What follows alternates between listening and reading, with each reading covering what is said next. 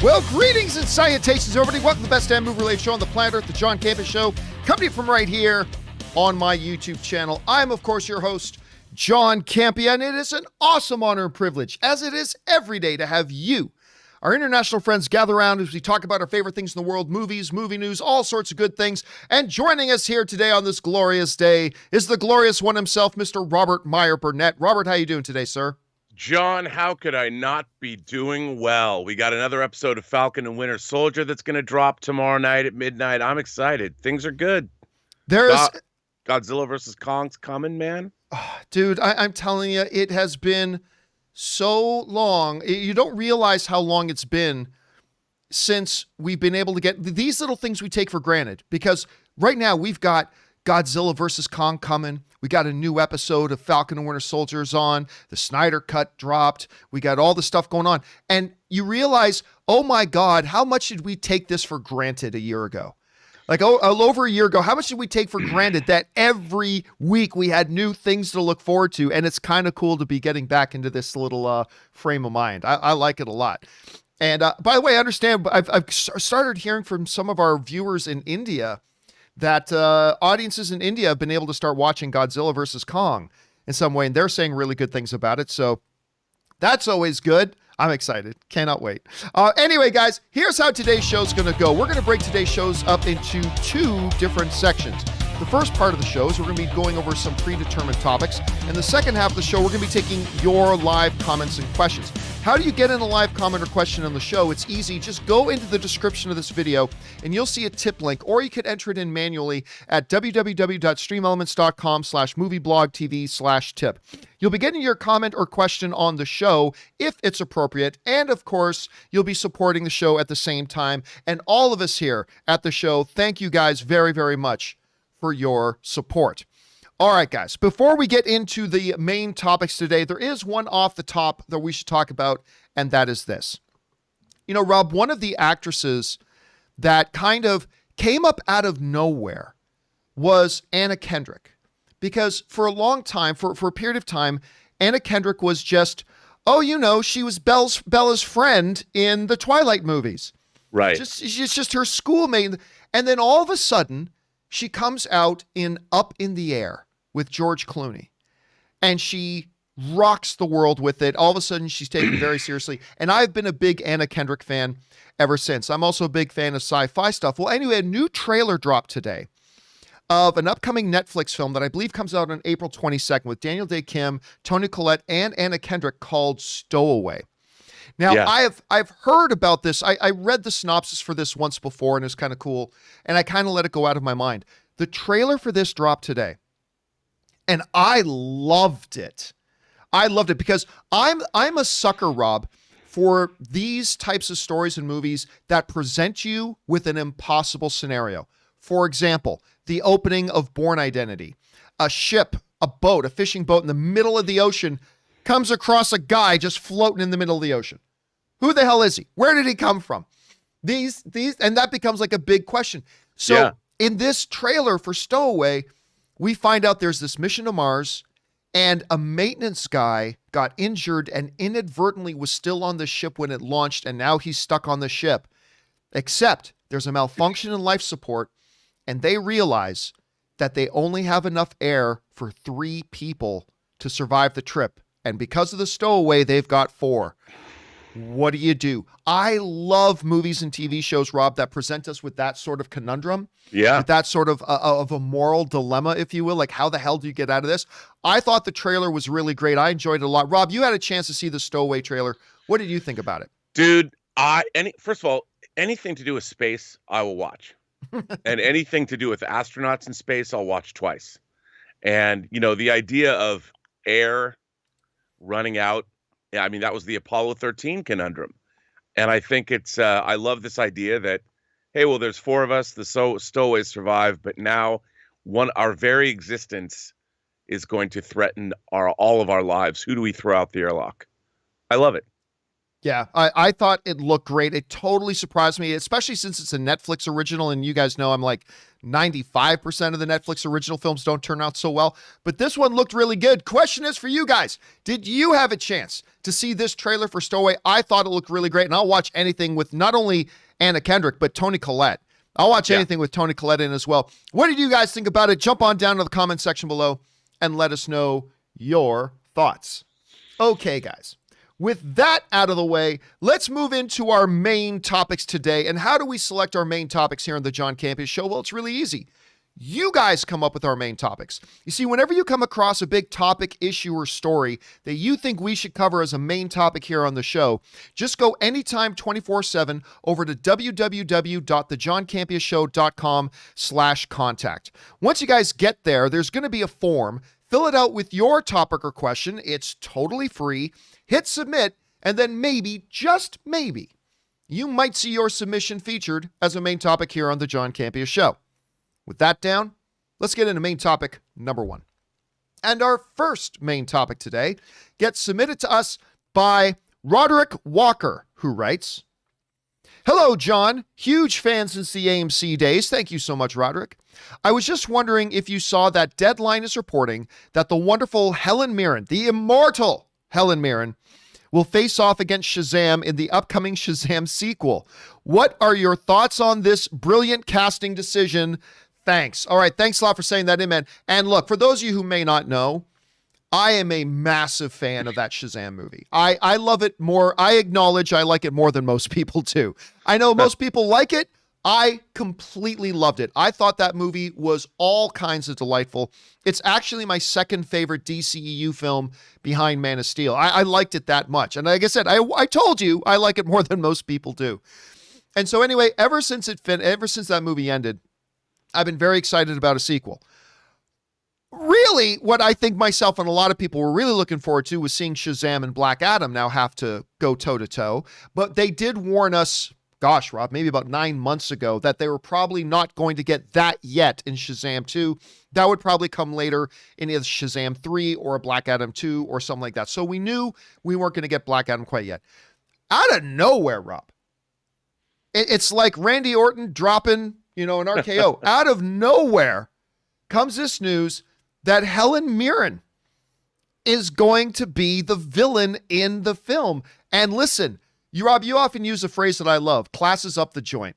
Helen Mirren is an actress that classes up the joint. This comes to us from the folks over at Variety, who write, Helen Mirren has joined New Line's DC Comics adaptation Shazam, Fury of the Gods, as Hespera, the villainous daughter of the god Atlas.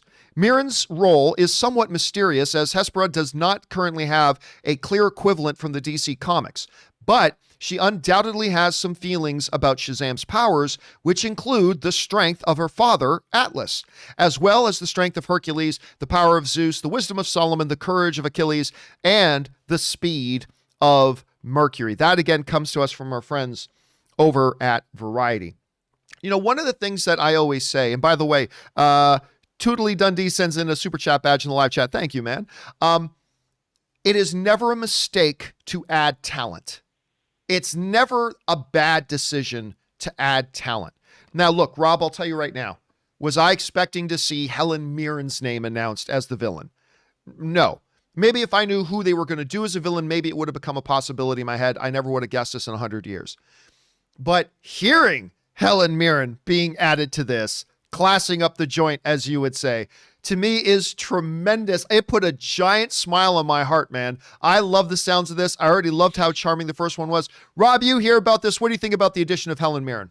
Oh, dude. I mean, they added her as a villainess. Well, sort of the mother of the villains in Fast and Furious. Yep. She played Morgana in Excalibur, one of the great villainous turns in history.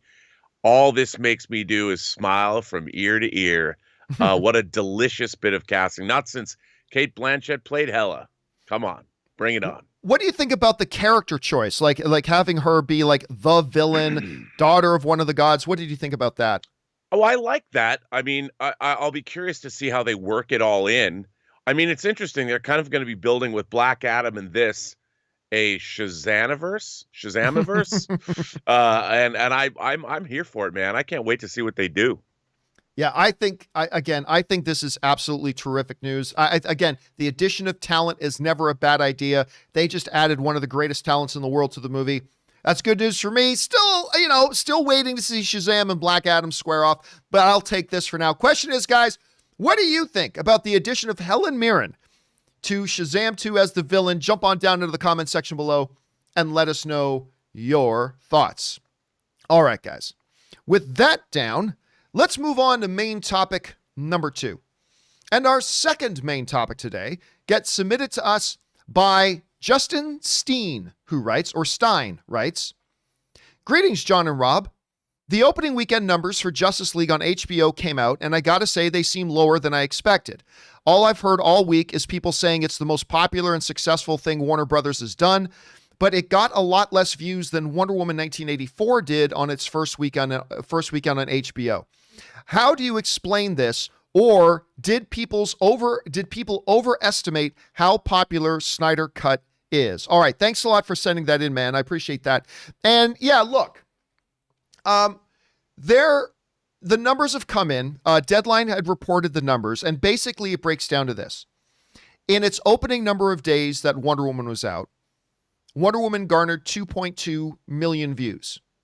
Now, there's a 5-minute threshold attached with that, which means somebody couldn't just turn it on, watch it for 90 seconds, and then turn it off, and then count that as a view. That wouldn't count. It includes people who turned it on and watched at least minimum 5 minutes. Personally, I feel like the threshold should be higher than 5 minutes, but whatever. That's the threshold, 5 minutes. So they garnered 2.2 million views, watching at least the first 5 minutes in its opening number of days. The Justice League that just dropped on HBO came in with significantly smaller numbers. It came in with 1.8. So that's roughly about 20% less than what Wonder Woman got in that. So that's something that's interesting. We'll talk about that in a second. What's also interesting, as somebody pointed out to me, is it roughly got about the same. It just eked out by about 57,000 views, they said. But the rounded out number was, well, Snyder Cut got its 1.8 million views in its first couple of days. Falcon and Winter Soldier, episode 1, got 1.7 million. They said the difference was about 57,000, but there you go. It nudged it out by about that much. What's interesting here is that we're talking on one hand about a movie that has Superman, Aquaman, Wonder Woman, Batman, Flash, and Cyborg, versus episode 1 of a TV show with the two dudes who sat in the car while Captain America got his first kiss. And they roughly got the same amount of viewers. Batman, Superman, Wonder Woman, Aquaman, Flash, and Cyborg against two C-list Marvel characters in episode 1 of their new show, with Sam and a guy named Bucky. So when these numbers first came out and Deadline first reported this, I started getting a bunch of messages from people doing a bunch of different things. Some people defending the 1.8 number, some people bashing on it, saying, clearly it was a big failure, Rob. Big failure. Couldn't even get the numbers of Wonder Woman 84. And I think both of those extremes have to be tempered, because I think there's a couple of different things you have to look at here. There's a couple of different angles and asterisks that you have to have involved in something like this. The first one is this. Is the popularity and how wildly successful this Justice League launch on HBO Max has been over-exaggerated. I mean, that's clear, because depending on the corners of the internet you listen to, it is like the single most successful, amazing thing that has ever come out, and blah, blah, blah. And that is clearly not the case. When you come in like 20% lower than Wonder Woman 84, which was a big disappointment of a film, at least to me, it's all subjective. It wasn't the runaway, enculada success that a lot of people have been trying to say that it is. It's just simply not that popular. But the thing people miss is this.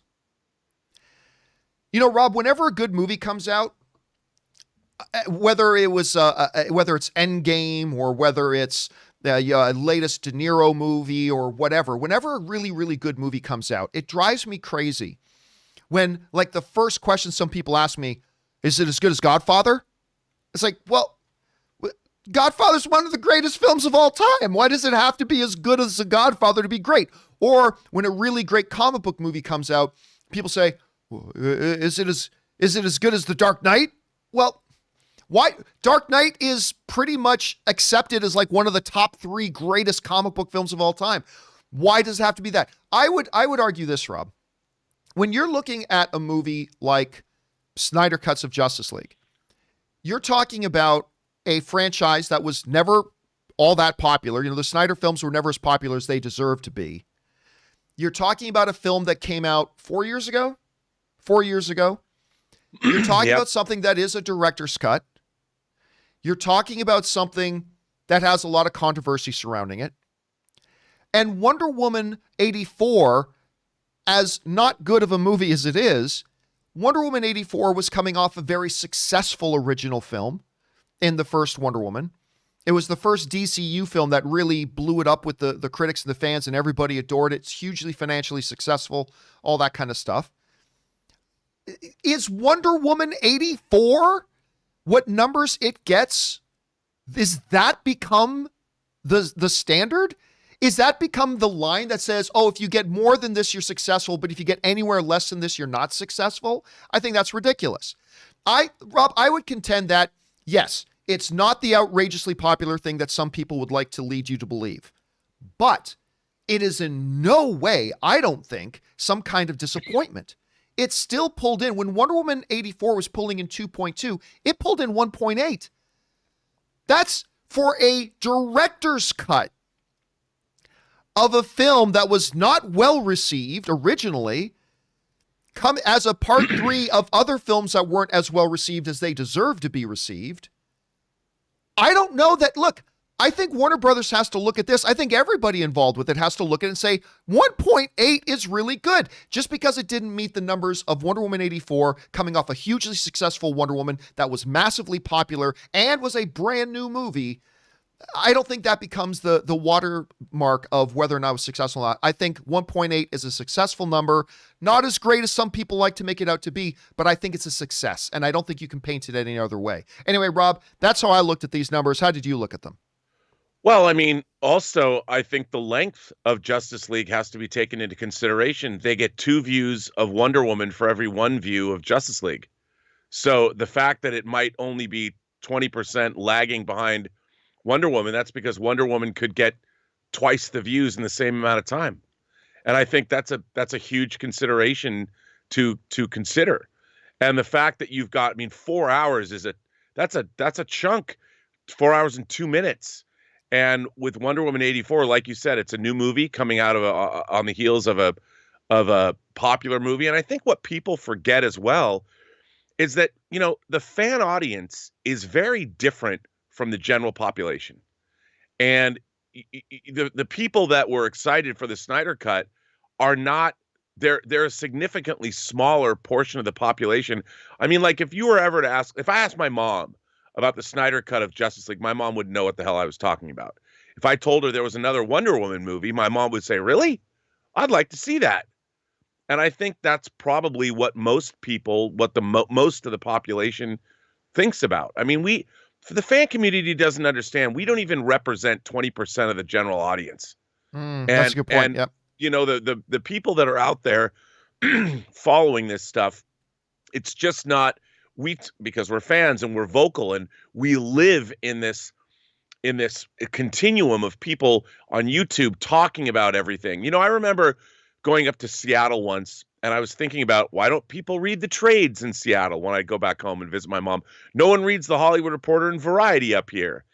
And I remember reading a statistic that said Variety only had like a 25,000 daily circulation.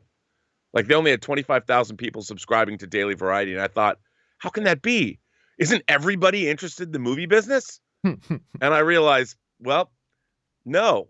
Once you move out of our little continuum, whether you move out of LA or whatever, Atlanta, wherever the business is, and we move out of our YouTube space, there's not a lot of us.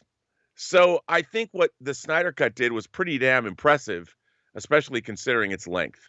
And, we always want to compare and contrast things, but I think every movie should be taken as its own thing. I mean, if you had another brand new superhero film, like if Birds of Prey dropped, a new Birds of Prey dropped on HBO Max, I would think that compared to Wonder Woman, that would be much more of an equal comparison, simply Right. because they're like-minded movies. And do you think that, look, there's a lot of people out there right now who are like kind of bewildered still that, you know, we talked yesterday about the Warner Media Pictures CEO, Anna Sarnoff, talking about how they're now, their Zack Snyder stuff is now done. They're going to move forward with their other movies and things like that. There are still a lot of people that seem kind of bewildered. Do you think numbers like this and what you were just pointing out, that, you know, we get caught in that bubble. We forget that we are in this bubble, and we become an echo chamber in our bubbles. I mean, I'm part of that too. You're part of it. Everybody's part of it. We become an echo chamber. So we think everybody watched it and everybody loves it. And it's like, well, you were just pointing out, Rob, we got to remember, just because it appealed to one demographic doesn't mean it appealed to the wider audience. Do you think this sort of number will kind of change that perception for a lot of people and go, oh, okay, so now I kind of get why Warner Brothers isn't instantly renewing Justice League 2 and whatever? Or do you think this won't really make that much of a difference? No, I think it will. I think the real telling number is, what is it going to have for a month? How many views is it going to have for a month? And also, because it's the repeatability and how often people return to it. I keep hearing people are watching it more than once, and it'll be really interesting to look at those numbers after 30 days. Because what was it? They're dropping new movies on HBO Max, like Wonder Woman, for like 31 days. Is it available for like 31 days? I cannot remember. I don't think that applies to Justice League. I think that's it doesn't. It doesn't. But I would say that I would look at that number, like how after a month, what were the views like for Wonder Woman, and people knowing Wonder Woman was going to leave the service after a month. Would that supercharge people to come and see it before it left? So I would look at those numbers in a month and see where we're at, and see that would be a better gauge. All right, guys, the question is for you. What do you think about these numbers? Do you think it changes your perception of it positively or negatively? Does it leave it exactly where it was? It's an interesting number, but it's one that comes with some caveats. What do you guys think about it? Jump on down into the comment section below and let us know your thoughts. Okay, guys. With that down, let's move on to main topic number 3. And our third main topic today gets submitted to us by Aria, who writes, what do you think about Disney moving Black Widow and some other films' release dates? At least it wasn't moved another year. Do you think it could do better than Mulan and Raya and the Last Dragon, considering it's being released in the theaters and Disney Plus? Since this is a long-awaited movie, I think so. All right, guys, thanks a lot for sending that in. And this, of course, was breaking news as we were wrapping up the show yesterday, as we were getting towards the end of the show yesterday. The news came out that Black Widow, as we predicted, was going to move again, and probably not move by much, and it did. But as we did not predict, not only did it move dates to July 9th, it also now is going to be a theatrical and Disney Plus premium release. Now, of course, there were a lot of other moves as well. Everything from Ryan Reynolds' Free Guy to Cruella. Luca had a big change. We'll cover all those here in a second. One of the big questions that I had people asking me is like, why would they do this? And listen, it completely caught me by surprise, Rob. The move didn't surprise me. The fact that they were going to do theatrical and premium did surprise me.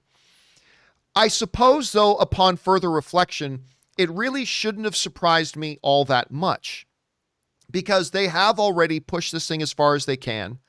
It obviously falls in some sort of sequential order with some of the other movies they need coming out. So they can only push things so far. And here's the magic number. The reason they did this comes down to a single magic number, Rob. And that magic number is 71 million. What is 71 million? 71 million is the amount of theatrical money that Raya and the Last Dragon just made. 71 million. Now, obviously, if this was a year and a half ago, Rob, the release of Raya and the Last Dragon would have made a lot more than that. It would have made a lot more. I'm not saying it would have been $1 billion film, but it would have made a lot more than that. Disney, I believe, is looking at this and they're going, well, we can't push it any further. We don't think that by July, the theaters will be up and running again. We'll be on the road to recovery, but we're not going to be at a place yet where Black Widow's going to be able to make $400 million in the box office yet. So what do we do? Even though Mulan Premium Access release on Disney Plus was a bit of a disaster, even though Raya release on Premium Access on Disney Plus was a bit of a disaster, they've really had no other choice. Let's put it in theaters, get as much money there as we can, but we're also going to have to make it available on this. And when you look at it in those terms, I guess I understand it. I guess it makes sense. It still totally surprised me that they did it, but I suppose it makes sense. Rob, when you look at that whole scenario about Disney now making that move, how much of a surprise was it to you? And what do you see the rationale behind it and why they made this move? Well, I mean, as we've talked about, you have these tentpole movies that cost an extraordinary amount of money sitting on shelves, and they're just racking up interest payments. And it's getting to the point where they're stacking up their movies, especially with Marvel. You're launching a second series. There's three other Marvel movies that are supposed to come out this year, waiting in the wings. Shang-Chi got moved from summer to fall. Eternals, will that move? Spider-Man's coming out from Sony. We've got Loki. We've got the Hawkeye series. I mean, I think that Disney had to make a choice, and I'm sure it's a tough choice. And if they didn't, they could open these movies again. And I just think every time they open one of these movies, John, they might as well put money on a bonfire and burn it because it's money that they're losing. The theaters aren't open enough. The capacity isn't there to make it worth opening these films. And I think, in a way, their hand has been forced. How long do they sit on their movies? I mean, they've got to do something. And I think, ultimately, the decisions made, especially with Marvel, they're like, okay, we've never really had a flop. Marvel's been increasing their numbers. We know that they've released 23 movies. All of them have collectively, if you average them out, $1 billion each. That gross is amazing. Maybe Black Widow is the one movie they open this way. They realize they're probably going to take a bath on it, but they have to do something. They have to get theaters open. They have to get people going back. And I think the decision was made that Cruella and Black Widow are going to be sacrificial lambs. I mean, and then they push back the rest of the slate, hoping to save it. If Shang-Chi opens in September, most people will be vaccinated by then. Maybe the theater situation will be even better. Yeah. It can't be any worse, or can it? I think it's an unfortunate situation. It bums me out. I mean, hopefully I'll be able to, hopefully we'll be vaccinated by then and I can go to the theater risk-free, but I don't see as they have a choice. I mean, that movie was supposed to come out a year ago. Yeah, it was supposed to come out over a year ago. And here's the thing. It brings up the topic again about Disney Plus Premier Access, which means you've got to have Disney Plus. So you've got to be a subscriber to Disney Plus.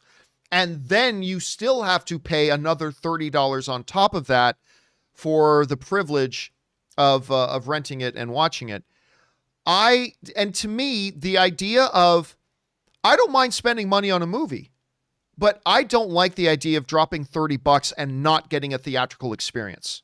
You know what I mean? If I'm going to drop $30, I want a night out with my friends. I want to be able to go into the theater with a movie screen and an audience, cheering and laughing and clapping along and stuff like that. That's what I want. I don't want to spend $30 to sit on my ass at home doing the exact same thing everybody else has done for the last, 423 days. Just only this time you got to pay $30. I don't like that. I'm going to go see it in theaters. But Rob, you alluded to the fact that there's a lot of changes. It's not just Black Widow. There are a number of significant changes that happened here. Let's run down these changes. So, Black Widow was May 7th. It is now July 9th, and it is on Disney Plus Premier Access, which, once again, being a Disney Plus member is not enough. You also got to pay an additional $30. Now, this is still theatrical. You're still going to be able, if you want, I am definitely going to go see this in the movie theater. Just like I'm definitely going to go watch Godzilla vs. Kong in the movie theater. But it is theatrical and will be on Disney Plus Premier Access. So you got to pay the additional $30 for that. On top of that, Cruella made a similar move. They did not change release dates. They are still, Cruella is still coming out on May 28th, but now it is going to be theatrical and, of course, that Disney Plus Premier Access. Again, so you can pay you can subscribe to Disney Plus, pay $30, and you can watch it from home, or you can go to the movie theater and go watch it. But there were many other changes, Rob. You alluded to Shang-Chi. Shang-Chi has moved from July and is now going to come out on September 3rd, making some room for Black Widow. It is still a theatrical film. They're still saying, according to Deadline, it is still being maintained as a theatrical exclusive. Luca, this is a major shift, Rob. The new Pixar animated film Luca, which we just talked about the trailer a couple of weeks ago, it has now been pulled off the theatrical schedule and is just being put on Disney Plus. Not Disney Plus Premier Access. It's just being put on Disney Plus, much like Soul was. So if you're a Disney Plus member, you're just going to be able to start watching Luca on June 18th. The Ryan Reynolds film Free Guy has moved from May 21st to August 13th. That is staying theatrical. The Kingsman is also staying theatrical, but it has been bumped again by a bit from August 20th to December 2nd. Deep Water, which I know some of you guys have been looking forward to, has moved from August 13th, which is now the new release date for Free Guy, all the way to January 14th, 2022. And the Kenneth Branagh Death on the Nile gets moved again. It is moved from September 17th to February 11th, 2022.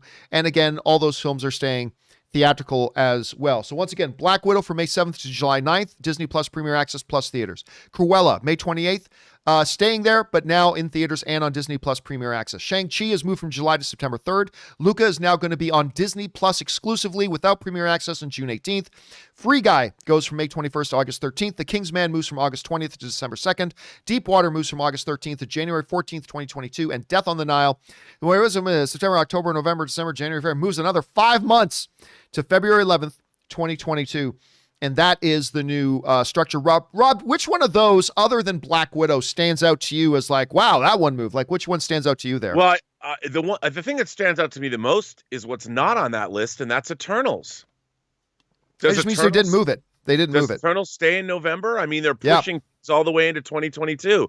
I'm curious. I mean, it's Shang-Chi, Black Widow then becomes, they were going to, I mean, can you imagine these Marvel movies making anywhere from $750 million to $1 billion? Between Shang-Chi and Black Widow, that could be $2 billion of revenue that they're not going to get because of the theatrical situation. And we all know that a great run at the box office just adds to the value of the films themselves. Yes. I mean, I know it's all owned by Disney, but these films are already, I'm reading a lot of cynicism online toward Black Widow. Oh, it's too little, too late. This solo movie should have come out 5 years ago. But I think the movie looks fantastic. I hope it's great. Yeah. And again, I mean, look, you go over this list and you get things like Shang-Chi still going to be theatrical, and it really didn't move all that much. So it went to September 3rd. Of course, it had to make a little bit of breathing room there for Black Widow. So that's it. To me, the really interesting one is Luca. Luca is the interesting one. That's the one that they just took and said, you know what, they played the same card that they played with Soul. They just saying, we're just going to take it and we're just going to put it out on Disney Plus, period. I think that's an interesting move. Good to see those other ones, but I'm thinking all the other films that didn't get mentioned are just ones they're maintaining their release dates. And so for right now, they're saying that Eternals is going to hold on to that release date. And I think that is interesting. All right, guys, the question is for you. What do you think about all these bumps and moves that are going on, especially about Black Widow now being moved to July 9th? It is going to be theatrical. That's how I'm going to see it, but it's also going to be available for Disney Plus Premium Access if you want to drop the $30. Jump on down into the comment section below and let us know your thoughts. Okay, guys. With all that down and out of the way, let's now move on and start taking your live comments and questions, shall we? Once again, if you want to send in a live comment or question, simply go into the description of this video and you'll see a tip link. You can click it there, or you can enter it in manually at streamelements.com/movieblogtv/tip. You'll be getting your comment or question on the show if it's appropriate, and of course, you'll be supporting the show at the same time. All right, with that down, let's get into these live questions, shall we? And I just got to find out where I lost my spot. Give me a second here. These damn things are always jumping all over the place. Okay, here we go. Let's get things started. We're going to get things started here with Jeff Hill, who writes, give them an inch and they'll take a mile. Can't we just be happy we got Snyder Cut instead of already jumping on the next thing we want from Warner Brothers? It's simply not financially sustainable to continue on the Snyderverse with its proven box office record. I mean, it is interesting, Rob, because I was talking to a buddy of mine last night about this. He was saying, when the whole Snyder Cut movement started, it was simply, hey guys, just let us see what Zack Snyder made. Let's just release it. Now, they deny it now, but they all thought there was already a completed movie, and clearly there wasn't. But they were just let us see what Zack Snyder had put together. By the way, Dwayne Jackson sends in a super chat badge in the live chat. Thank you, Dwayne. Just let us see that. That's all. Just let us see. Look, he already shot it. I mean, he shot the stuff. Let us see it. Now it has turned into restore the whole thing. Keep doing these movies or we'll never watch Warner Brothers again. And it's really interesting to see how, have you observed that, or what's your thoughts on it? Oh yeah. I mean, already people are really mad about that Ann Sarnow interview. I don't understand it. It's like, look, you got the win. You got the win. Don't buy it back. You got the win. Take that win. There's no way that they can't even if they wanted to make a Justice League 2, in this day and age with theaters shut, nobody in their right mind is going to greenlight a $300 million film, no matter who's in it. There's no way. You can't do it. Well, Rob, use the Mandalorian stagecraft technology and do it for HBO Max. Even that's going to cost $300 million. I mean, to get those actors back, it's just, you can't do it. I wish, for all of the enthusiasm that I love from our fan community, I really wish people would have a little bit more understanding of the actual business of Hollywood, what the actual ramifications of making a movie like Justice League 2 entail. And sometimes I feel I really wish people would do a little bit more due diligence in terms of forming their opinions about how the business of movie making works. No one can make that movie now, even if the willpower was went to 11. Like Spinal Tap, their amps go to 11. They wouldn't do it. They can't. Not right now. And again, you'd think that after Warner Brothers did something that very, very rarely has ever happened before, and they put up the extra $70 million, even though they had no intention of ever moving on with the Zack Snyder stuff, and they gave those fans what they were asking for, you would think there would be a unified choir of thank you, Warner Brothers. Thank you for putting up that $70 million to let us see this. But instead, it's like the Anakin Skywalker, I hate you. And it's kind of disheartening to see. And if you're Warner Brothers, you're like, okay, we'll put up the $70 million. We have no intention of moving forward with this. We said well in advance to not create false expectations, that it is a cul-de-sac. This is it. But we are going to put up the money and we're going to let you guys do it. And we're going to try to benefit from it by getting some HBO Max subscribers. You would think at the end of it, there would be this big choir of thank you, Warner Brothers, for giving us that.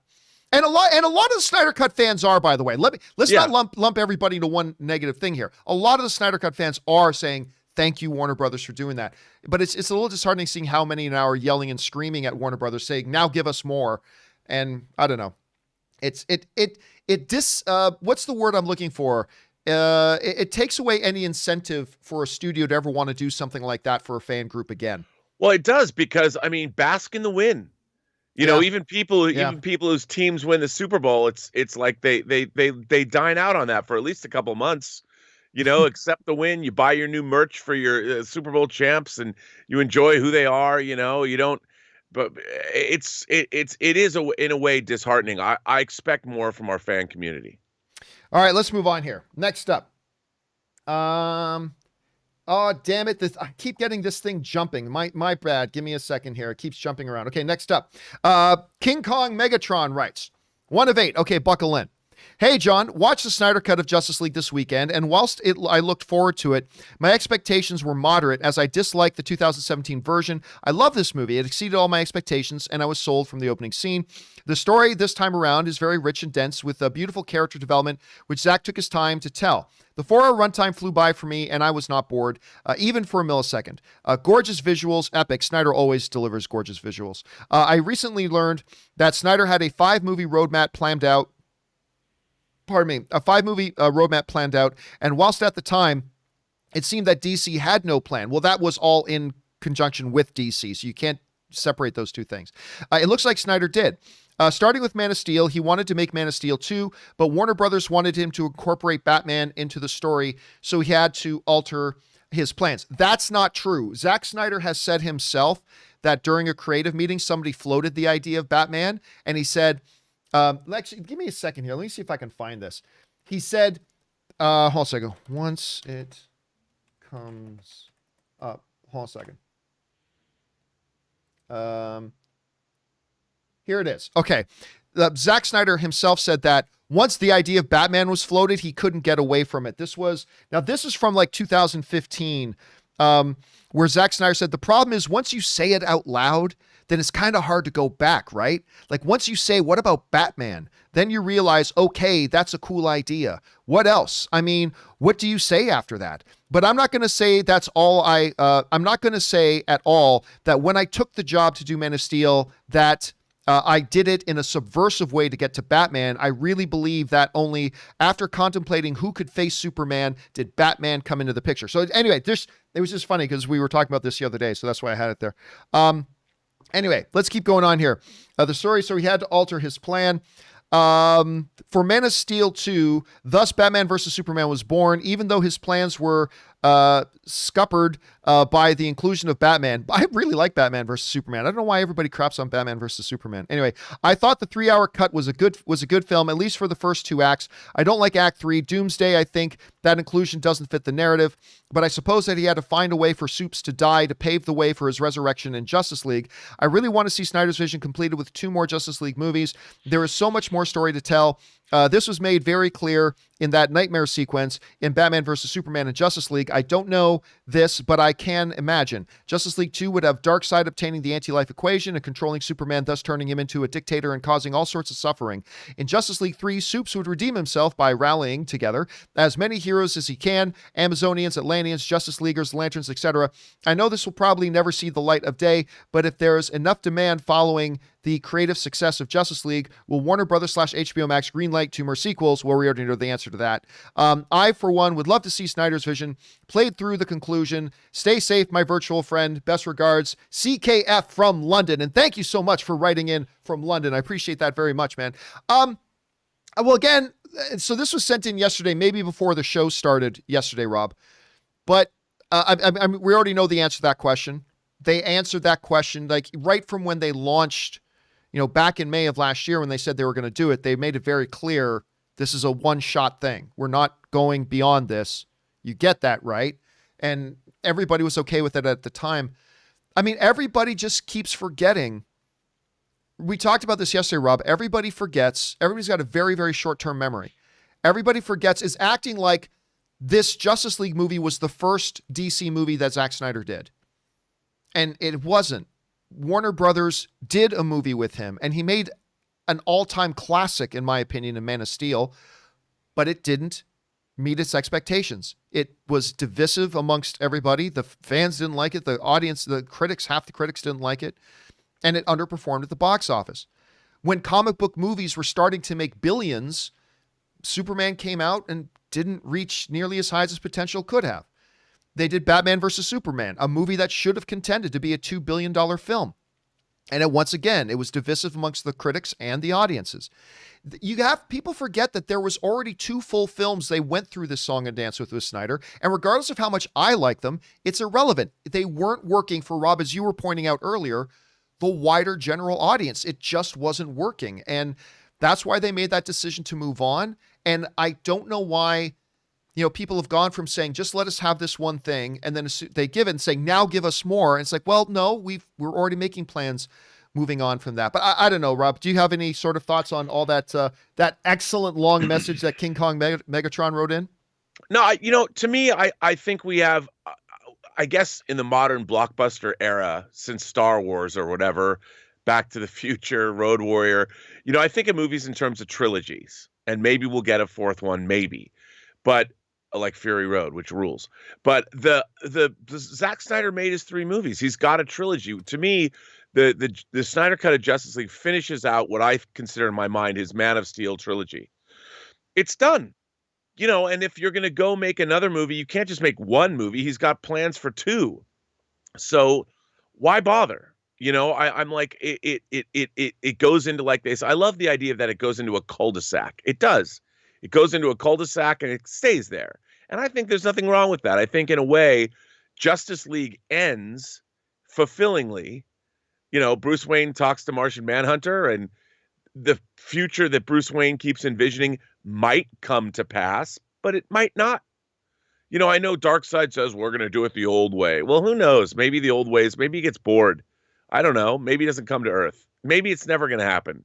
So I like the fact that it's kind of tied off and over. I'm interested to see more stuff. Let's do something new. Now, I know a lot of people asked it, and I don't know why this is a difficult issue, but a lot of people asked, well, then why bother putting in all that epilogue stuff and all the stuff that teases future stuff? Because that's what Zack Snyder had planned to put in that movie had it been released theatrically. Like, everybody wanted Zack to release the movie that he had originally planned. Those were part of the original plan. So yeah, I get it. It feels a little weird that there's all these teases for another movie that is never going to come. I get that. Mm-hmm. But people asked for Zack to release the movie that he was going to release. That's the movie he was going to release. So I think it was totally appropriate that he kept that stuff. I mean, I thought some stuff should have been cut just as a general editorial thing, but that's why he wanted that in there, because it was part of his original plan. So I think he should stick with it. Anyway, next up, we got Skinder, who writes, "Hello, John and crew. I just wanted to make a little contribution to keeping the lights on. Thank you so much, man. Appreciate that. I reckon you've seen Warner Brothers and Sarnoff's comments on not continuing the Snyderverse, and I have to say it rubbed me a little bit the wrong way. Listen, I realized that the chances of getting a continuation was very slim to begin with, but I find the whole statement to be a little, I don't know, unprofessional. Firstly, they said that the same thing about Snyder Cut a year ago, and here we are. Okay, yeah. Let me just pause there for a second. That's a totally different situation. Because in one hand, you're talking about a potential film where they had pretty much shot everything and all the truly hard work, like of, getting the script, pulling the actors together, getting the locations, filming the movie, blah, blah. For the most part, that was done. They had a bit more they needed to do. Okay, more than just a little bit, but they had to dump $70 million into it. Most of that work was just post-production. Most of it was post-production to bringing the Snyder Cut into existence. It was just post-production. There's a massive, massive difference, massive night and day difference between a situation like that and let's spend $300 million to pull entire production together. They are two very, very different things. Anyway, and if investors and executives see a value and demand for it, they might go for it. You never know. And secondly, this is something Kevin Feige would never say, not in a million years. Well, Kevin Feige has never been in this situation, so you can't really say what Kevin Feige would and would not say in a situation that he has never actually been in. If we asked Feige, have we seen the last of Thanos?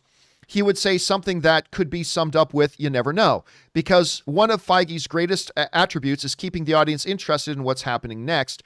And to be honest, Zack Snyder's Justice League might be the first DCU movie that made me genuinely excited for the important question, what happens next? Anyway, shine on and buy your Ann a coffee. Well, thank you so much for that, Skinder. I appreciate that very much. I mean, again, there's a wildly big difference between, for instance, saying, could we see Thanos again? That's one thing. Ask him, hey, Kevin Feige, will you ever pick up and continue on that Inhuman storyline that they made that TV show out of? That's a closer scenario to this, Rob, than asking Feige, hey, could we ever see Thanos again? Go ahead and ask Kevin Feige if he's ever going to pick up and continue the Inhumans Maybe he'll reboot his Inhumans, but go ahead and ask him if he's going to continue on with that horrible, horrible Marvel TV show Inhumans. He'll tell you pretty clearly. He'll say something. He'll be very diplomatic. He'll say, I really appreciate the creative work that those people put into that show, but we're on a different path now. And he'd be very, very diplomatic. Make no mistake, he'd be very, very diplomatic, but he would very much give you a very clear answer. We are not going to continue with that horrible Inhuman show. He'd be very clear. Maybe we'll reboot Inhumans, but we're not going to continue with that show. Rob, to me, it is far more professional to be realistic and open and honest about what the intentions are.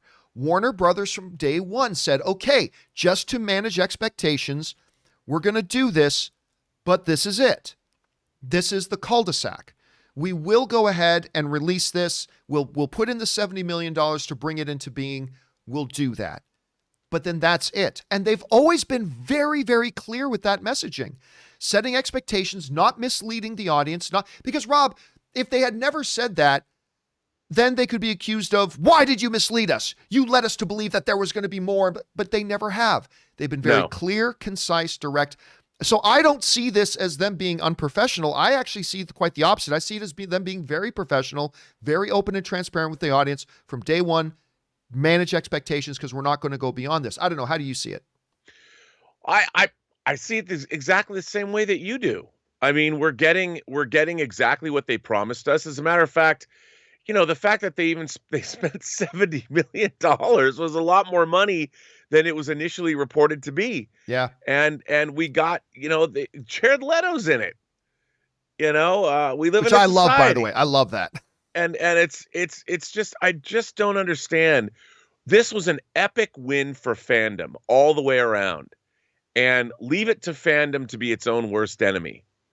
Because rather than enjoy it, now it's restore the Snyderverse. They did restore the Snyderverse. We got their Man of Steel trilogy. It now exists. And what's really also really interesting? Zack Snyder has got a great thing happening over at Netflix. He's got Army of the Dead happening. I cannot wait for Army of the Dead. I think that looks great. He's got a prequel series and an animated series. He's got a new suitor, a new girlfriend, so to speak, that both him and his wife, which is in Netflix. And Netflix has rolled out the red carpet for him. He's in business with Netflix. I mean, if you like Zack Snyder and appreciate Zack Snyder, you got to appreciate the fact that he has got a good thing going with Netflix, and let him be with somebody that really wants to have him there. I'm from a business perspective, I'm really happy for him. I think it's great. It's great that they obviously love what they're seeing in Army of the Dead. They've greenlit it's weird, a German prequel series and an animated series. I'm like, that guy's got it going on over at Netflix. Be happy for him. Yep, I agree. Well said. All right, next up, we go over to Tyson Trulio. Tyson Trulio writes, and by the way, Dale N. Tuck sends in a super chat badge in the live chat saying #1 fan. Thank you, man. I appreciate that very much. All right. Tyson writes, what's up, John and crew? First time tipper, but long time listener. Thanks, man. Just stumbled upon how dark The Lion King actually is. Hear me out. The skull. Oh, I've heard other people mention this too before, Tyson. This is true. The skull that Scar was playing with was a lion's skull. Was it Mufasa's skull? Did Scar eat Mufasa? Looked it up, and I saw that male lions do eat the alpha lions after battle. This is so dark. Man, I'm getting so many of these jumps. That's why I haven't been using this a lot lately. Anyway, alpha lions after battle. This is so dark. Love Disney when they put hidden darkness into their movies. So I had never thought about that, Rob. I had never once thought about that at the when we go back to that scene in Lion King where it's the animated or a CG version, and we see, Scar kind of talking to the skull, that what if that was Mufasa's skull? Could be. I don't think he ate him. I'm not going to admit to how much nature documentary stuff I watch on YouTube clips about lions hunting prey. I don't recall ever seeing lions eating other lions, so I don't recall that. But yeah, if that's true, if they come out and say that that's actually Mufasa's skull, they still have, that's a little bit dark, isn't it, Rob? Isn't that a little bit dark? Yes, it is dark. I'm like, whoa, wow. That's maybe a little bit too much. Although I kind of like the fact that he's that kind of a villain. He is that kind of a villain. All right, let's move on here. Next up, Captain Walmerica, the Walmart Captain America writes, hey crew, I hope you are having a great day. Crazy theory. I think Bucky's secret will be revealed by Zemo in an epic way, like Civil War with Zemo killing the old man. Tears are coming down. Damn it, this thing keeps jumping around. I'm sorry, guys. Tears are coming also. Zevia needs to sponsor the John Campea Show. Yeah, listen, a lot of people have been saying that maybe, the way that Bucky will have his secret revealed to I think the old man's name is Yori. I think that's it. Anyway, the way that secret's going to be revealed is that like Zemo's going to reveal it. I don't think old man Yori is that important to Zemo or anybody else. I don't think they're going to do it, but if they do come up with something that way, Captain Wall, it would be interesting if they did. Preston the Kryptonian writes, hey, John, I love Zack Snyder's Justice League and will probably watch it again, but I think I know why Joss left out a lot of the scenes. I think because there were so many cliffhangers and loose ends that Warner Brothers didn't want to mislead the fans. Thanks. Well, I mean, the main reason so much stuff had to get cut out is because Warner Brothers mandated to Joss Whedon, not over 2 hours. Got to be 2 hours. Now, on top of that, so that meant you had to cut out over 2 hours of stuff as it was. On top of that, you're right. Since they had no plans to do the follow-up stuff, they also then had to remove anything that had to do with teasing a follow-up thing. So that was also going to be problematic. So yeah, I think you're on the money with that one, Preston. I do. By the way, in the live chat, Lord Vanderkill sends in a $20 super chat badge in the live chat. Thank you, Lord Vanderkill. Appreciate that, dude, very much. All right. Let's move on. Atlantis Morissette. I love that name. Atlantis Morissette writes. By the way, Atlantis Morissette was one of my favorite live shows I've ever been to. She puts on a hell of a live show. Anyway, Atlantis Morissette writes, watch it again. Barry didn't touch her face. He touched her hair. Again, sorry guys. This thing is acting really, really weird today. It's jumping all over the place. Barry didn't touch her face. He touched her hair. Maybe still a tad creepy, but this is an awkward kid with no friend who struggles with human interaction. So he took a split second to have an intimate moment with another human being. No harm. No, it's still creepy.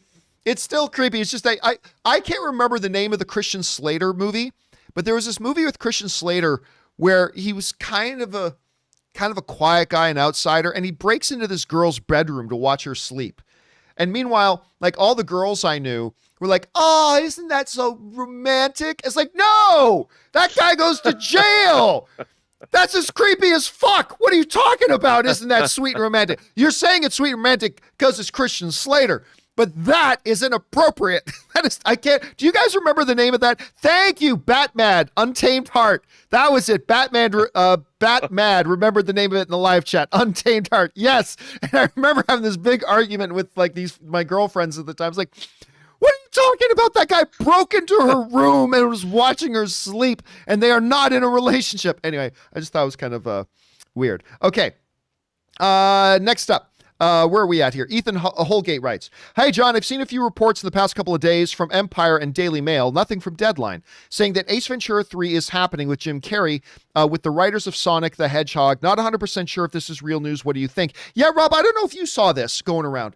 There are some reports, and I have also not seen on the major trades, but I've seen some not major trades, but some fairly reputable sites carrying it as well. I have not been able to ascertain whether or not it's actually legit and real. I would say this. I hope it's not true. I hope it's not true. Ace Ventura Pet Detective, the original, it's got to be in a top 5 of movies that made me laugh the hardest. I mean, it's ridiculous. It's a ridiculous movie. And it's super immature.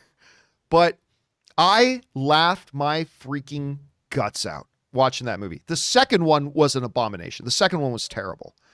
But I love seeing Jim Carrey make a bit of a resurgence these days. He was so good in Sonic the Hedgehog. I mean, he stole that movie. I would rather see him continue to get a bit of a resurgence than going back to like an Ace Ventura 3. I would just have I mean, look, if he does it, God bless. I just have a really, really bad feeling about it. I don't know, Rob, number one, what have you heard about the potential of an Ace Ventura 3, and do you think it's something they should do? Let's just say Like, I love The Mask. Oh, I I was love The not Mask. I was not a big Ace Ventura fan. I think that he went a little far. But I understand that people love it. And I think, I have to say, John, I have a strange fascination. Where is he today? Where does Ace Ventura go when he gets a little older? Maybe we could get the Star Trek II, the Wrath of Khan version of Ace Ventura with Ace Ventura 3, where you deal with middle age and growing older, and maybe the animals aren't, communicating with you the way they used to. What do you do? Where is that guy now? And I have to say, I could see the potential in that movie. I honestly could.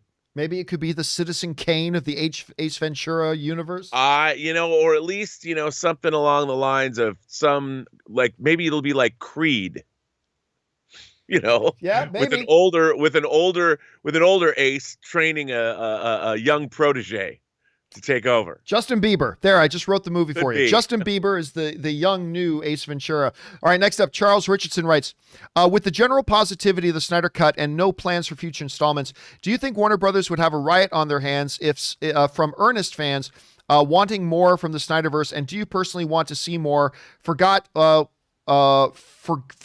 what Warner Brothers or Snyder said.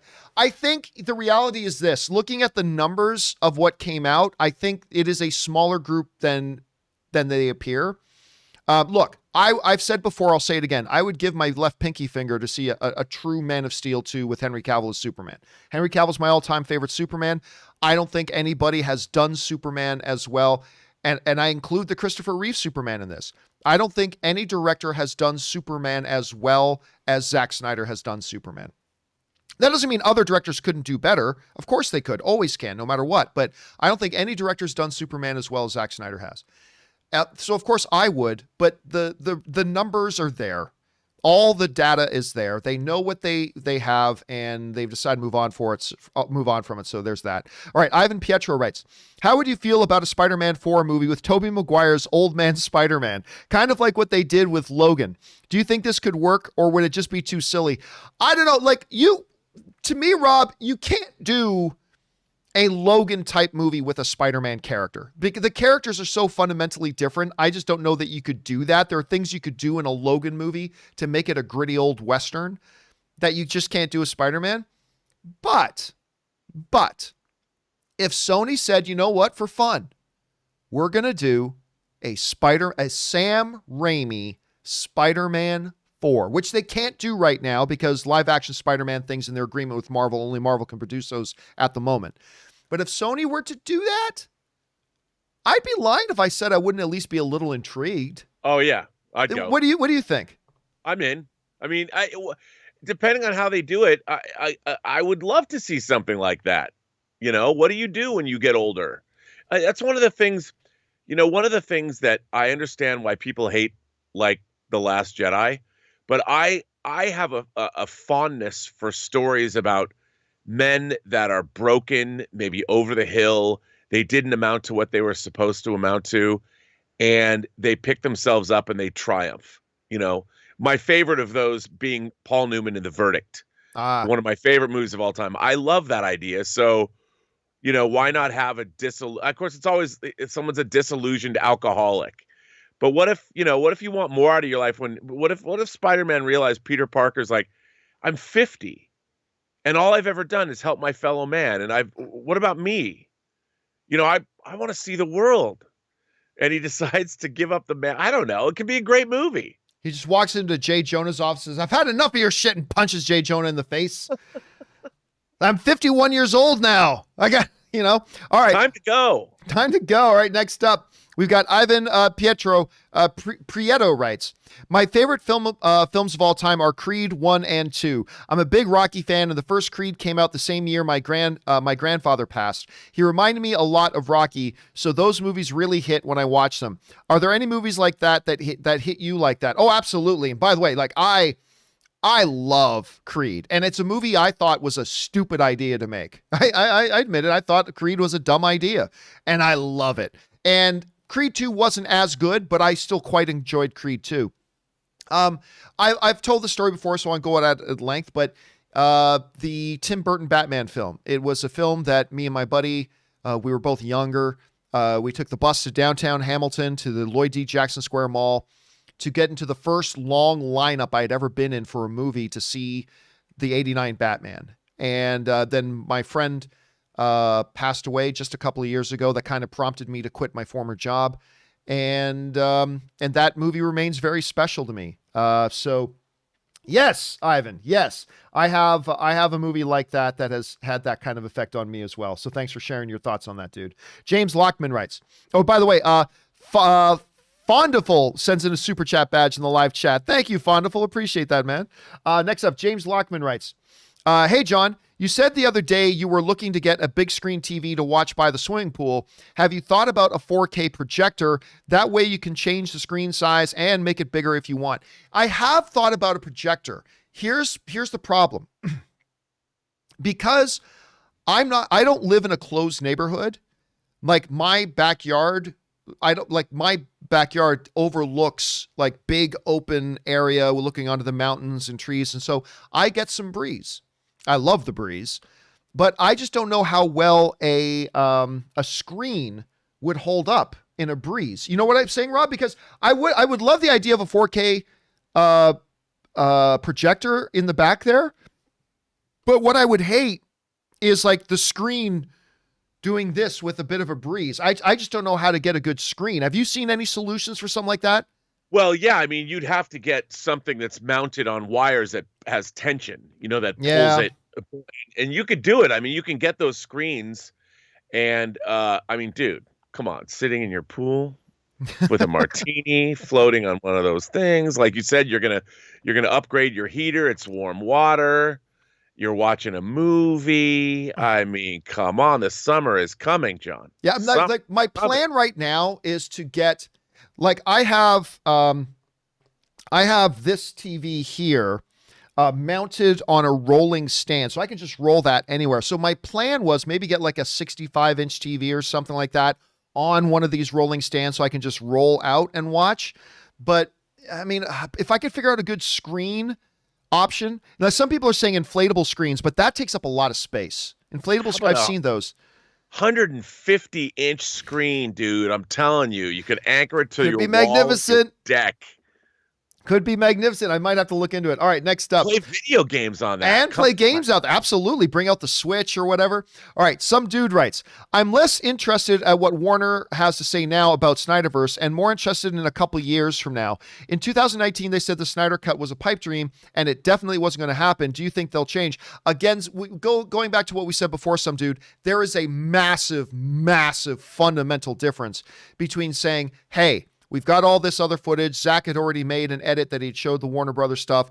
All we have to do is the post-production on it, put in a bunch of money, but that there's a big difference between that and then changing the direction of your entire cinematic universe and producing actual films. So, I mean, again, we live in a world where Jamie Foxx is coming back as Electro. And that, to me, was more impossible than this. So if that can happen, anything is possible. But moving out of the possibilities into probabilities, it is highly improbable. It is highly improbable. All right, next up. James Lockman writes, what was that a gaming PC I saw under your desk when you did your house tour video? Yes, it is. Playing anything new? And are you going to do any more play and chat videos? I just finished playing Day of the Tentacle. Oh, it's one of my all-time favorite games. Day of the Tentacle is one of my all-time favorite games. One of the best games from LucasArts. Dude, when I was younger, I played so much of Day of the Tentacle. Funniest game I've ever played. I've never played a funnier game than Day of the Tentacle. Anyway, that gaming PC is actually my main PC. So when I was putting together my main machine to do a lot of video editing and live video workflow, the best computers to start with are a gaming PC. So I started with that. I had specifics changed about it. I did have it customized, but yeah, the basics of it is that it's just a high-end gaming PC. That's what I got there, James. Good eye, my friend. Good eye. Next up, Raymond Reddington writes, Thank you, Warner Brothers, that the Snyderverse is over. Snyder couldn't make a billion-dollar film with the biggest superheroes in history. Marvel turned C-listers into billion-dollar films and fan favorites on a regular basis. Bye, Snyder. I won't miss you. Well, I mean, look, the thing you got to keep in mind, though, is all a director can do is make the best movie they can. And then it's up to whether the audience wants to respond to it. I have always contended that Man of Steel is the most underappreciated comic book film in history and one of the best comic book films in history. And that's all Zack Snyder can do as a director. You just make the best film you can. Now, whether or not the audience responds to it, that you just throw up into the heavens and wait to see what the gods have to say. And for whatever reason, and it does confuse me, the audiences en masse just did not respond to Zack Snyder's take on the DC universe. So that's why I've always said I would very much enjoy seeing more DC Zack Snyder movies because he's giving me a couple of my favorites. But I understand why Warner Brothers has decided to move on into another direction because they just weren't getting the results that they wanted to get. So I get it. Would I want it? Yes. But do I understand the decision to move on? Yes. But I don't think that's a negative comment on his overall quality as a filmmaker. I don't think that is. And it's just, it's just the way it worked out, man. It's just the way it worked out. Anyway, again, I lost my place. That was Raymond Reddington. Yes. Okay. Next up, Sam Fisher writes, I feel like I'm the only comic book fan that has never cared, does not care, and will never care for Zack Snyder's Justice League. And every single time I say this, people either think I'm lying or, to borrow Letterkenny terms, being a poopy pants. Good old Letterkenny. Listen, that's been the problem. The problem is there is a lot of people who don't care about the Zack Snyder films. And that's the problem. I've made it part of my own life's mission, Rob, to try to get people on board with a couple of his films like Man of Steel and whatever. I've done a lot of work to try to get people on board with Man of Steel. But the reality is, Sam Fisher, you are not alone. There are a lot of people like you, and that's became the problem that Warner Brothers had to face and in deciding what directions they were going to go with things. John McKinney writes, unpopular opinion. Apocalypse in X-Men Apocalypse is better than MCU Thanos. Apocalypse was a badass, while Thanos was an emo crybaby, but to each their own. And John McKinney, that's perfectly fine. All movies are subjective. If Thanos hit you in a way, remember, movies are experiential events. And if watching Thanos hit you in a way that your experience was, this is an annoying character that I just think is whiny, then that's the experience that it created for you. And if it created a better experience for you watching Apocalypse, then that's the experience it created for you. And so, yeah, that's not the popular opinion, but to hell with what's popular. That's the experience you had. I clearly don't agree, but that's the experience you had, and that's all that matters. All right, next up. Frank writes, I have a theory. There are two John Campeas. One is a movie fan. One is a sports fan. I think the Campea that is excited for Godzilla vs. Kong is a sports fan. I'm not going to lie to you, Rob. I do get the combat sports of Godzilla versus Kong. It does get me kind of excited. Oh, yes. But I mean, also just giant monsters duking it out. The action looks top notch. I mean, just seeing like actual monsters throwing hands. Like, to me, that's what, dude, that one shot on the aircraft carrier when Kong does the slight feint, steps in with his left foot, and then comes across with the right overhand. Boom! Cracks Godzilla in the jaw. When Godzilla, that we saw in the latest trailer, gets the big foot stomp right down on Godzilla's chest, and boom! And like, yeah, maybe a little bit of the sports fan in me gets psyched. But Rob, I know you're not the. I mean, well, no, you are. Hey, by the way, my deepest condolences for when you guys eventually lose Russell Wilson. Just giving you an advance warning. Deepest condolences for when you lose Russell Wilson. No, we're not going to lose him. They're strengthening up that offensive line. I hope they keep him. I do love him there. But where's your anticipation level right now for Godzilla versus Kong? Well, dude, I have to say I'm a little disappointed. I feel there's a racial bias. I think there's a lot of prejudice going on. I am Team Godzilla all the way, and I think that, I don't know, what is it, an American anti-lizard bias? I think there really is. I mean, I understand that Godzilla is maybe not the simian, the primate that Kong is. But I think, look, Godzilla, as I've said to many people, Godzilla has been to space, John. He's been to space. He's been to Planet X. What has Kong done? I mean, really? He's, ripped open a few snakes. Come on, man. I mean, Godzilla has taken on a lot of contenders and emerged victorious. I think the way that, I have to say, I think there's a slanted bias against Godzilla in the marketing materials that Warner Brothers has released. I think it's an American-centric view. Godzilla is a creature of the world, after all, whereas Godzilla, I mean, maybe he didn't grow up on Skull Island with a little girl to help him or help her. You never know. Godzilla does have a kid, after all. Kong doesn't have a kid. He has a human kid he looks after. Godzilla, to me, is the king of the monsters. Kong, he's just a guy. Kong bows to no one. Kong bows to no one. Cannot wait to see the fight of the ages with Godzilla tapping out at the end. We're going to have Kong put an ankle lock on Godzilla. Tap out. He's going to tap. He's going to take them little arms. He's going to tap. It's going to be done. Godzilla will get up. King Kong will get up and spit on him, and then they'll turn their attention and fight Mechagodzilla. But I don't know. I don't know how it's going to go. I can't wait to see it, though. Mothra. Clubbing with Mothra. After this movie, they're going to go clubbing with Mothra. Mothra's got her two girls that sing for them. They're going to go out on the town. They're going to go have a lot of sake and live it up.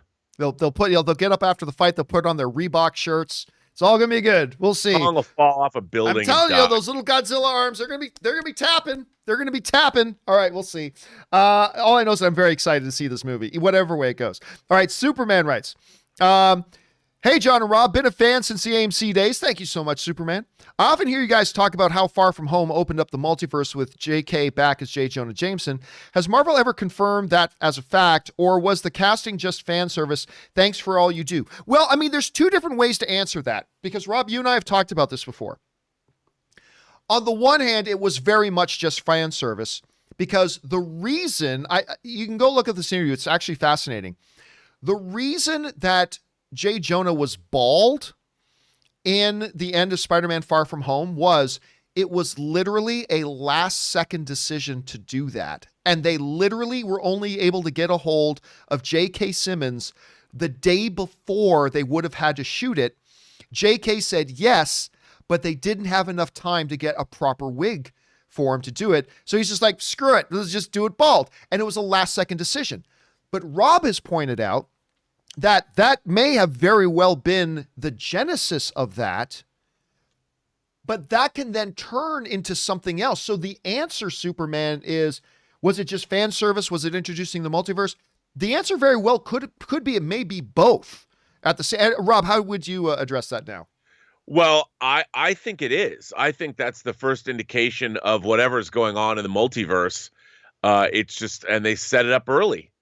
And I think that was pretty smart. And I think it's really interesting watching, like, WandaVision was 3 weeks after the blip. Falcon and Winter Soldier is like a couple of months after the blip. Spider-Man Far From Home was 7 months after. So there's a lot of shenanigans that I think have happened in the Marvel Cinematic Universe with Wanda going out and doing what she's doing, and then the beginning of whatever Doctor Strange in the Multiverse of Madness or Spider-Man is showing us. So I think it's an indication of the multiverse, some kind of a tear in the fabric of space-time. I really do. All right, we'll see where they go with that. All right, next up, Renzo writes, "Hey there, what you guys thought on a World's Finest movie with Cavill and Ben?" Well, I mean, it almost doesn't matter what you call it. I mean, listen, Ben Affleck is my favorite all-time Batman. Henry Cavill is my favorite all-time Superman. So would I like to see a movie with the two of them again outside of Batman v Superman and something where they're working together? Yeah. I mean, I totally would. They're not doing it, but I would give, I'm not going to say one of my testicles, but probably one of my toes. I'd probably give one of my toes to see that movie. Of course, it's not going to happen. Rob, would you get psyched about idea about a Ben Affleck and Henry Cavill World's Finest? Hell yeah. Make that movie, son. bring it on. It'd be great. Yeah, I would love to see that. Anyway, next up, we've got Mike Brandy writes, "Hey, John, tough to be a dude, I know. Listen, as a Leafs fan, I feel your pain, brother. I do. Tough to be a Sabres fan. Anyway, I watched the Snyder Cut, loved it. The Batmobile sequence was longer and reminded me of playing with my action figures as a kid. Definitely when he went reverse. Also, I'm not impressed. Great Mac out moment. Hey, listen, I'll tell you what. I may have over-exaggerated before, Rob. My favorite moment in any DCEU movie is still from Man of Steel when young Clark says to Pa Kent, "Can we just keep pretending on your son?" And Kevin Costner, who plays the scene beautifully, grabs him, pulls him in, and says, "You are my son." I still get weepy when I think about that. But my favorite action sequence and my second overall favorite moment in any DCU film, hell, right up there amongst of all comic book films, comes out of the Snyder Cut. Superman jumping in the way of Steppenwolf's axe, doesn't even try to block it. He doesn't even bother trying to block it. He just stands there and lets Steppenwolf hit him with his axe, to which he says, "I am not impressed." And this is why I say no director has ever handled the Superman as well as Zack Snyder. Zack Snyder gets the Superman, and that's why I love it so much. And that moment to me is just absolutely bonkers. But you're right. There was also extended stuff with his Bat tank. I don't know if that was his Batmobile. I think that was kind of like his Bat tank. But what do you think about the extended shots with that? I loved it. I mean, that was like right out of the Dark Knight Returns, when Batman shows up with his tank Batmobile. I'm like, all right, bring it on. I loved it. All right. Next up, we've got Alan who writes, "Hey, John, you have said that you're not the biggest fan of Extraction. I wasn't. Incredible action scenes. The action scenes in Extraction are fantastic, but overall as a movie, I thought it was fairly weak. So what do you think about the recent announcement that MGM nearing a deal for Sam Hargrave, who was the director of Extraction, to direct Combat Control with Jake Gyllenhaal starring? This sounds like a great package." Yeah, so Sam Hargrave, he's basically an action choreographer. That's basically kind of what he is. And he got given his first, I believe Extraction was his first film he got to direct, because he has worked as a coordinator with the Russo brothers before. And of course, the Russo brothers, I believe, wrote Extraction as well. They produced it under their production company, and I believe they wrote it as well. They got him to direct it. And it's one of those situations where we were talking about this on the show the other day, Rob, that it's very, very difficult, nigh impossible, to make a good movie out of a bad script. It's almost impossible to make a good movie out of a bad script. And the problems that I had with Extraction personally had to do with their story. I just thought the story was pretty thin, and it just wasn't scripted out well. And so I thought the movie was visually really good to look at. I thought Sam did a decent job, a solid job of directing that film. I just thought there were deficiencies in the story and in the script that I don't think even a seasoned director could have overcome. So to see him get another shot at something like this with the Jake Gyllenhaal, I think sounds really good. And I'll be very curious to see what he does moving forward. Rob, what do you think about this whole thing and him getting another shot with this Combat Control? I think, sure. I mean, look, I always hope for the best, and getting another shot, why not? I think it's a good thing. If this could be, look, Jake Gyllenhaal, I'm a huge fan of. So, I mean, I'd love to see everybody get another try at it. Why not? As long as the script's good. Yep, that's the key thing right there. He's got to start working off of a good script. All right, Ready Teddy Steady writes, "Hey, John, with the news of the Zatanna movie being developed, I heard another quote-unquote scooper voice an interesting opinion. This person stated that the major difference between DC movies and MCU is that Kevin Feige is a comic fan as well as a producer. But DC executives are just Hollywood executives. Walter Hamada wasn't a comic book fan." Well, no, I remember his conversation at DC Fandom. He said he grew up as a comic book fan, at any rate. Wasn't a comic book fan. They hire writers and directors who also aren't fans of the material. I don't know if that's true. But if it is, would that affect the quality of the movies to you? Honestly, I've always had this opinion, and it has never been popular, but I stand by it. Being a fan of the original material is not as big of a deal as I think most people make it out to be. You know, one of the big examples of that is on two different extremes. Christopher Nolan. He was not like Ben Affleck, growing up like dreaming of building a bat cave in his own house and all that kind of. He did not grow up as a diehard Batman fan, but he made pretty much what are acknowledged as the Universal's best Batman movies, and some people believe the greatest comic book movie ever made in The Dark Knight. You go on the opposite side of that. That horrible Dungeons and Dragons movie. It was made by a director who was like one of the world's biggest Dungeons and Dragons geeks. Didn't help him make a good movie. It was horrible. Can it be helpful when somebody's a fan of the original source material? Absolutely, that can be helpful. Does it make a night and day difference? If the director puts in the work to understand the material they're going to be working with, and then it doesn't really matter. So a difference, maybe, but honestly, I think fans way overemphasize how much of a factor that is. That's just my opinion on that. It's always been my opinion on that. What do you think about that, Rob? Well, I think, look, obviously being a fan of anything, I think is helpful because you have insight into the material. But I keep thinking about, whenever I hear this, I think about Nicholas Meyer, who directed Star Trek II: The Wrath of Khan, knew nothing about Star Trek when he started on that film. And made arguably the best Star Trek movie ever. Yeah, he talked to Gene Roddenberry, and I think the reason for that is Gene Roddenberry talked about how Horatio Hornblower, the book series, was a big influence on Star Trek. But what happened was Nicholas Meyer is a very smart, learned man. He understood classic literature, and Star Trek is not nothing if it's based in classic literature. So if you have an understanding of those kinds of stories, the universality of those kinds of stories, that's what you bring into it first, and then you layer on the top of it the Star Trek of it all. I mean, Star Trek 2 it's Moby Dick. And then combined with a story about a man aging, looking for his place in the universe, not knowing where he is supposed to be anymore or his value.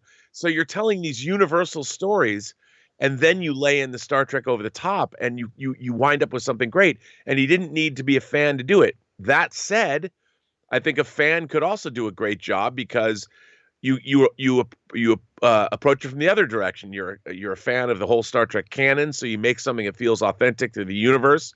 And then you too can go make sure that your story has that universality over it. But I think it can work both ways, although sometimes I think being a fan can be more detrimental than helpful. Because you get too caught up in all the lore and the canon, the this and the that, and you're like, wait a minute, you got to tell a great story. The canon is not as important as the story and the characters. Well said, man. Well said. All right, next up. We've got another Skywalker who's like one of our most active supporters here. Another Skywalker tips in $200. Thank you so much, another Skywalker. Appreciate the support on that level, man. Very, very much. Another Skywalker writes, hi, John. I haven't been able to watch live because work has been really busy, but I wanted to say keep up the great work. Also, if you had to guess, what will be the top 3 streaming services in 5 years from now? Thanks. All right. And again, just another Skywalker, thank you so much for the support on that level, man. Seriously, very much. This, you know what? I'm going to say something, Rob. This is very interesting. What would be the top 3 streaming services 5 years from now? I was actually me and Ann were talking about not this specific question, but something kind of relatively like this. And I'm going to say something a little bit that may seem completely against the grain here.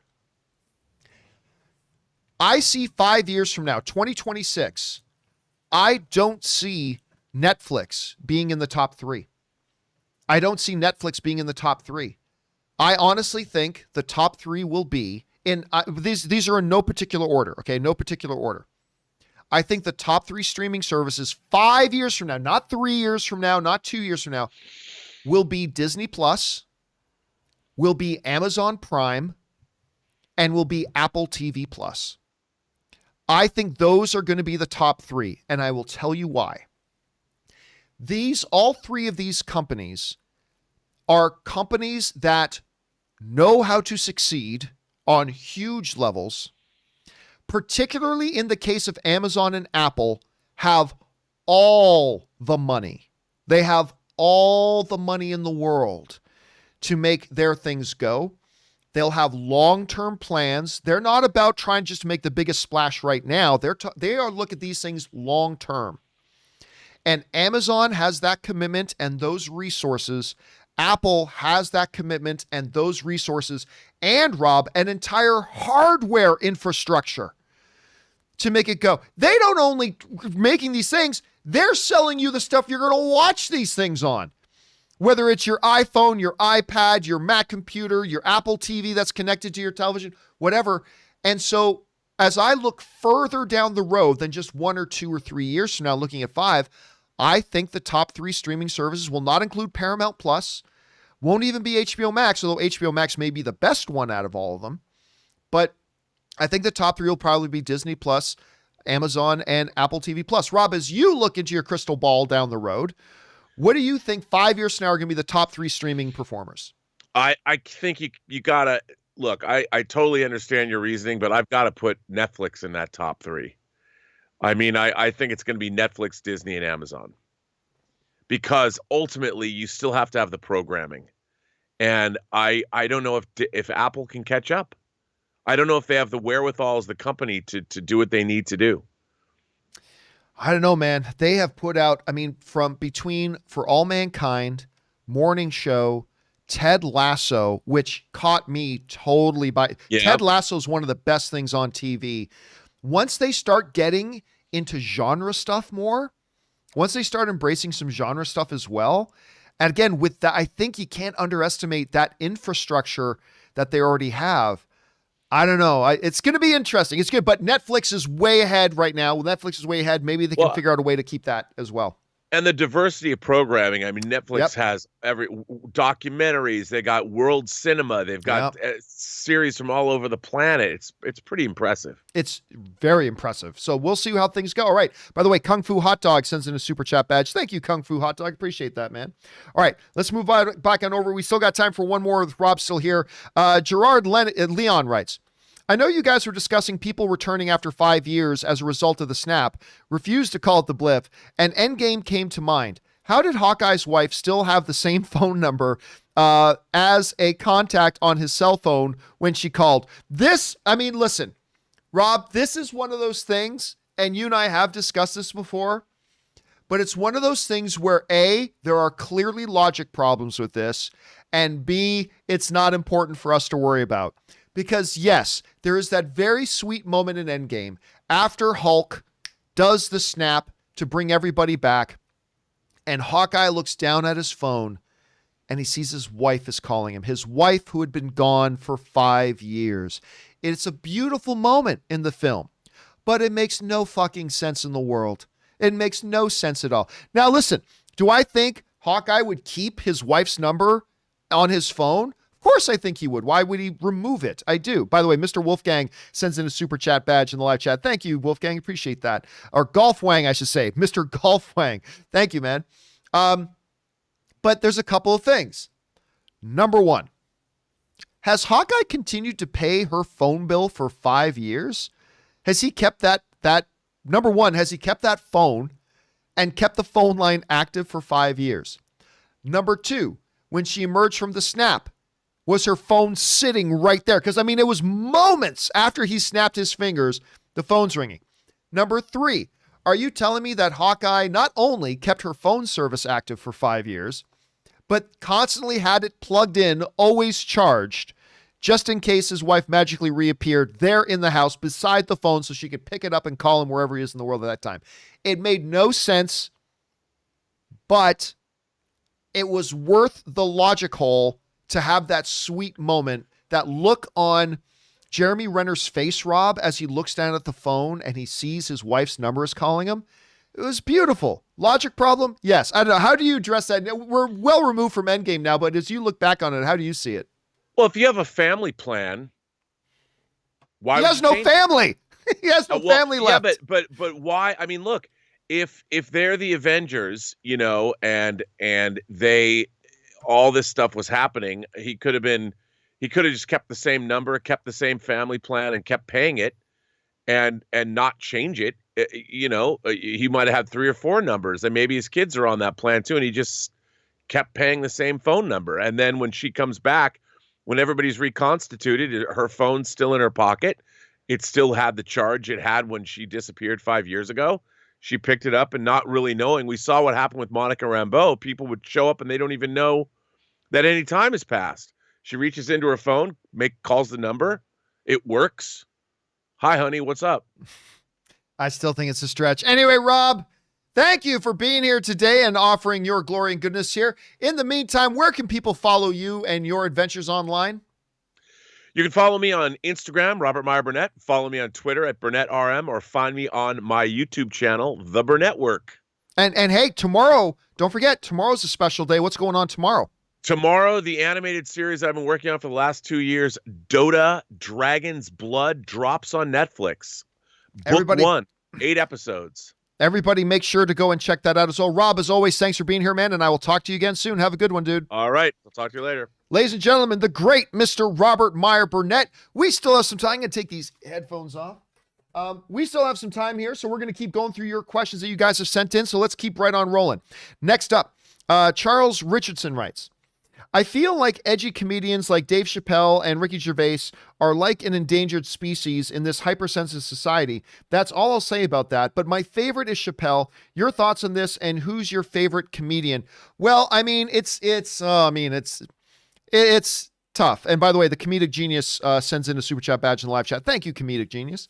The last couple of years in the conversation of my favorite comedian has become a very, very difficult discussion for me to have, because my all-time favorite comedian is the same guy that Chris Rock and Jerry Seinfeld say is probably the greatest comedian of all time. I don't know if they'd say that anymore, but it was Bill Cosby.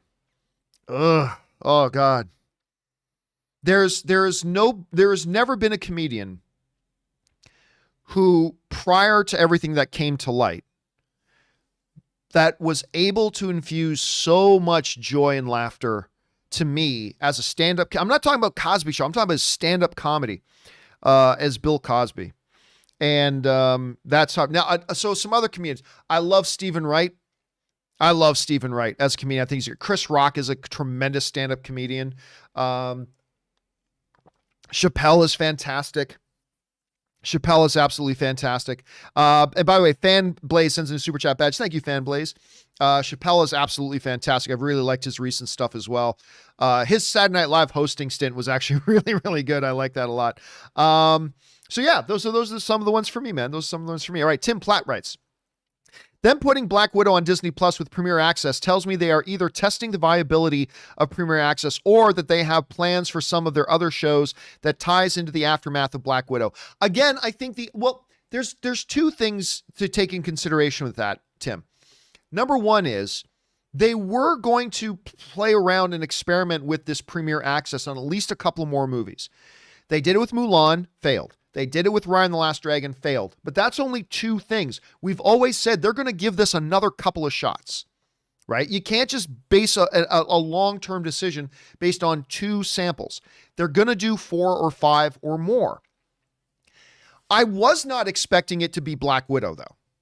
But again, I think really at the end of the day, the reason they did this was that one number, 71 million. The amount of money that Raya and the Last Dragon was able to make in theaters. And they simply cannot have, as the theaters are now recovering, everything's heading in the right direction, they simply did not feel that even July was going to get them in a place where they could make 400 million in a box office setting quite yet. And they just felt like they couldn't push it off anymore, and they did. So I still kind of feel like that's the underlying issue. But yeah, they're doing it with this. They're going to do it with Cruella. I think they'll do it with 1 or 2 other ones as well, and then we'll see what happens. Still, I don't think it's a good long-term strategy, and I think the failures of Raya and of Mulan point to that, but we will see how it goes. We'll see how it goes. All right, next up. Mike Brandy writes, John, I listened to your Justice League Snyder Cut spoiler chat at the gym, and you literally had me crying laughing. Your mocking voice is money. Can I hear these things? Batman, I don't miss you. I don't miss you. Aquaman, siren songs needs to be cut. Geek voice, but John. Yeah, I don't know. So for those of you who didn't watch the spoiler discussion, one of the things we talked about, I liked the Snyder Cut quite a bit. It's my fourth favorite DCEU movie. I have it even ahead of Aquaman, and you guys know I enjoyed Aquaman. I have it ahead of Aquaman in the number 4 spot. I only have it behind Man of Steel, which is obviously number 1. Shazam is number 2. The original Wonder Woman movie is number 3. Then to me, it's Justice League, Snyder Cut Justice League, and then Aquaman. That's my top 5. But I did think it was too long. I thought there was a number of scenes that easily could have been removed from the scenes that did not give us deeper understanding of characters or push the story forward. That could have been cut easily. I thought this movie could have been 3.5 hours easy. And one of the scenes that I really felt was totally pointless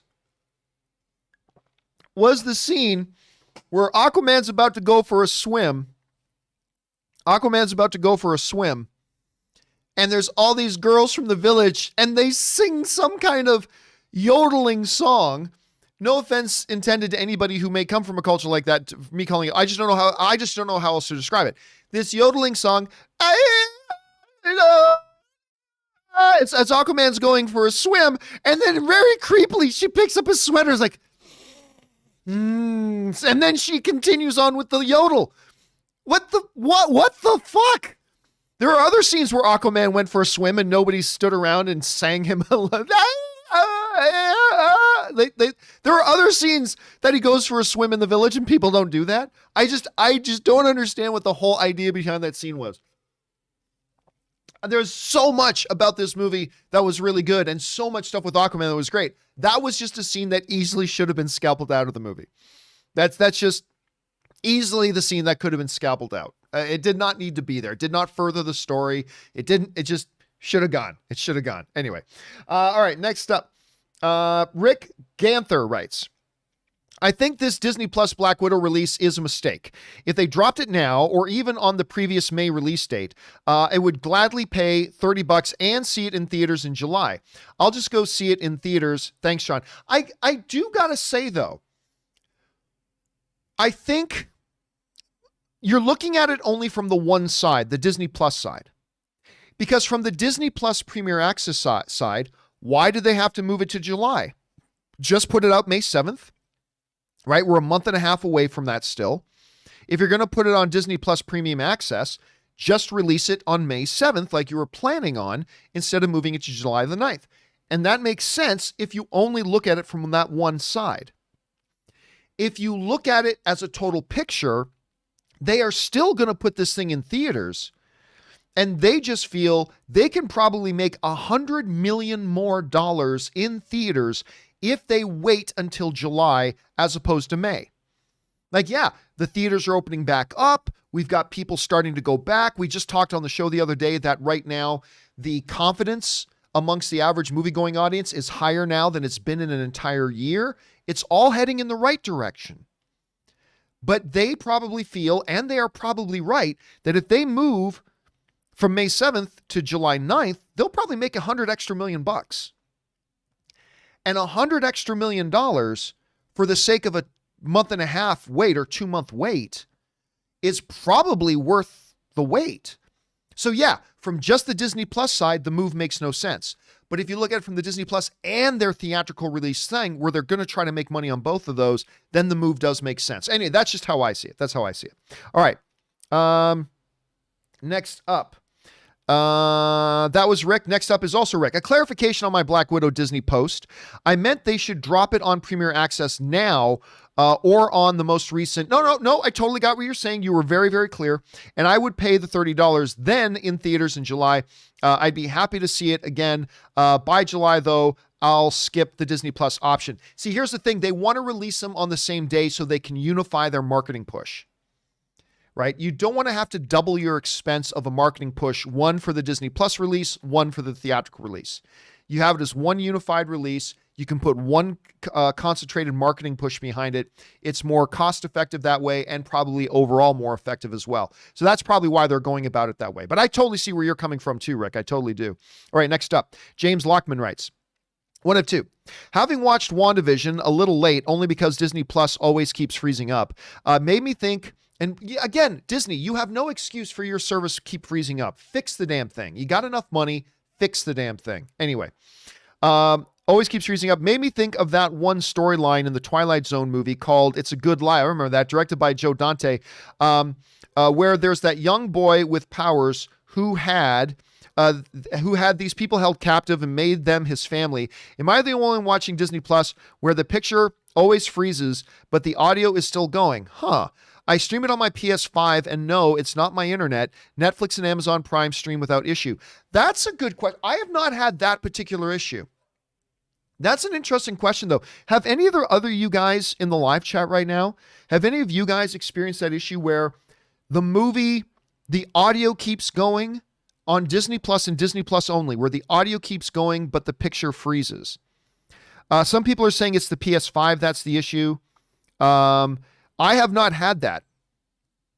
There's somebody, Dedanda, Dean Dada says, yes, they had that problem. A bunch of other people are saying they've never had that issue. So here's what I would suggest, James. Try next time loading up Disney Plus on a different device. Maybe take a laptop and plug it into your computer, whether it's that or a Roku or a tablet or your phone or your whatever. Try loading up Disney Plus on a different device and see if you still get the same issue. If you don't, then it's probably your PS5. But you're not getting that issue on a PS5 with the other streaming services. But try it on different devices and see if that helps. If you get the exact same issue, then clearly there's something going on with your ISP and Disney Plus.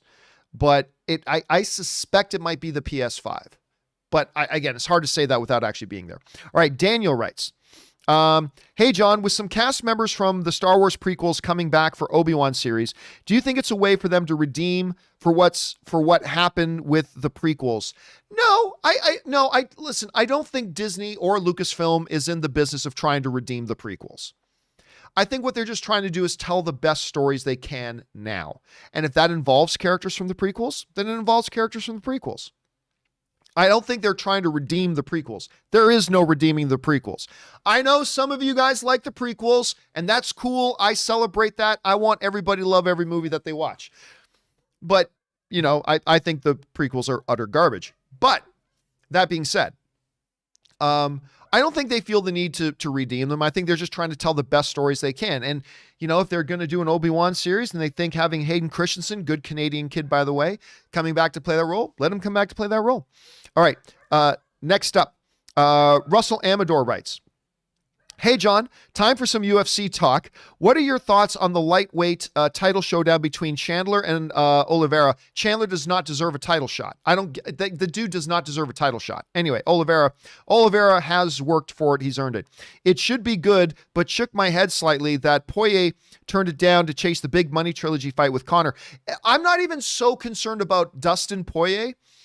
How on earth is Justin Gaethje not being given that title fight? How is Justin Gaethje not being given that title fight?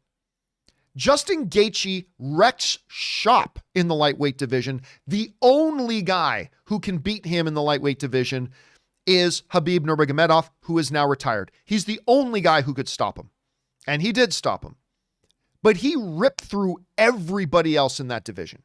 He just rips through them. He is the maestro of violence. How he is not being handed that title shot, to me, is absolutely, there's just no explanation. There's just no explanation. Gaethje has gone unbeaten for years. He has a couple, I'm not saying, don't get me wrong, Gaethje isn't undefeated. He's had a couple losses, but in the last number of years, he has been an unstoppable wrecking machine, and the only guy that could stop him in recent years was Khabib. That was it. And to me, it is ridiculous that anybody is getting that title shot and not having Gaethje's name on that fight. That's just ridiculous. It's absolutely ridiculous. Anyway, maybe the point will be moot because whoever wins this fight, maybe they'll make Gaethje the first guy they got to fight against. But so maybe the point's moot, but I really think Gaethje should be given this fight. That's just me. But maybe there's another reason that I'm missing. Maybe he's injured, maybe whatever. I don't know. All right, Caleb writes. Love how Snyder Cut set up how Superman's death woke up the mother boxes, almost as if they knew that while he lived, he could always stop them from forming a unity. Well, they explicitly said that in the movie. He's just too dang powerful because, as you said, he's Superman, bitch. The only thing that's wrong with that, because I thought that was a very interesting thing to say, that it was the death of Superman that allowed the mother boxes to wake up, because they knew as long as Superman was there, they wouldn't be able to do their thing. They were afraid of the Superman. The only way that that doesn't make sense, though, is like, well, why didn't they wake up before Superman showed up? Because Superman's only been on Earth for what, 35 years? 36 years, 37 years, however old they say Clark is at this point. Why didn't the mother boxes wake up? That's the one thing I wasn't really clear on. And maybe there's an answer in there that just kind of went under my radar, but that is the only problem with that. But I did like the idea of it overall. All right, next up, Ty Stang writes, in a recent interview, Snyder said in the sequels, there would have been a scene showing the heroes before battle telling confessions because they think they're going to die. As they go around, Joker tells how he killed Robin as we watch it play. Thoughts? Sure. I mean, that's something that they've always kind of said, that there's always been a suggestion that at some point we would find that out. But I'm sure there's a lot of interesting scenes they would have done. But obviously, I mean, by spray painting jokes on you, Batman, or something like that, it's not like Joker killing Robin was some big secret. It's not like that was some big secret that he's just, hey, you never knew this, but I'm going to come clean. I killed Robin. Yeah, you kind of signed his body. You killed him and you basically put your signature on his body. We all know that. But anyway, there's that. All right. Bojax writes, hey, John, with the news that Black Widow will be doing a simultaneous release, I'm curious how many people will watch in theaters versus at home. Will you be putting up a poll to see what viewers think? I'll be going to the theaters with my popcorn ready to go. Oh, I'm definitely going to the movie theaters for this. It's the same thing as Godzilla versus Kong. I mean, I may watch Godzilla vs. Kong again on HBO Max, but I am going to a movie theater to watch that. I'm going to an IMAX to watch that movie the way that movie should be viewed, which is on the biggest screen possible in the best situation possible by far. So yeah, I do think I'll probably put up a poll, maybe, July 6th. Maybe just a few days. There's no point in putting up a poll about it now. I'm going to wait till we're just a few days out from it coming out, and then we'll probably do a poll about it at that time. But yeah, I'm with you, Bojax.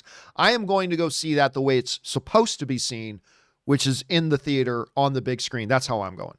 All right, next up. The Brazilian dude writes, according to IGN, Snyder Cut is 24 minutes, 7 seconds of slow motion. I never realized it was that much.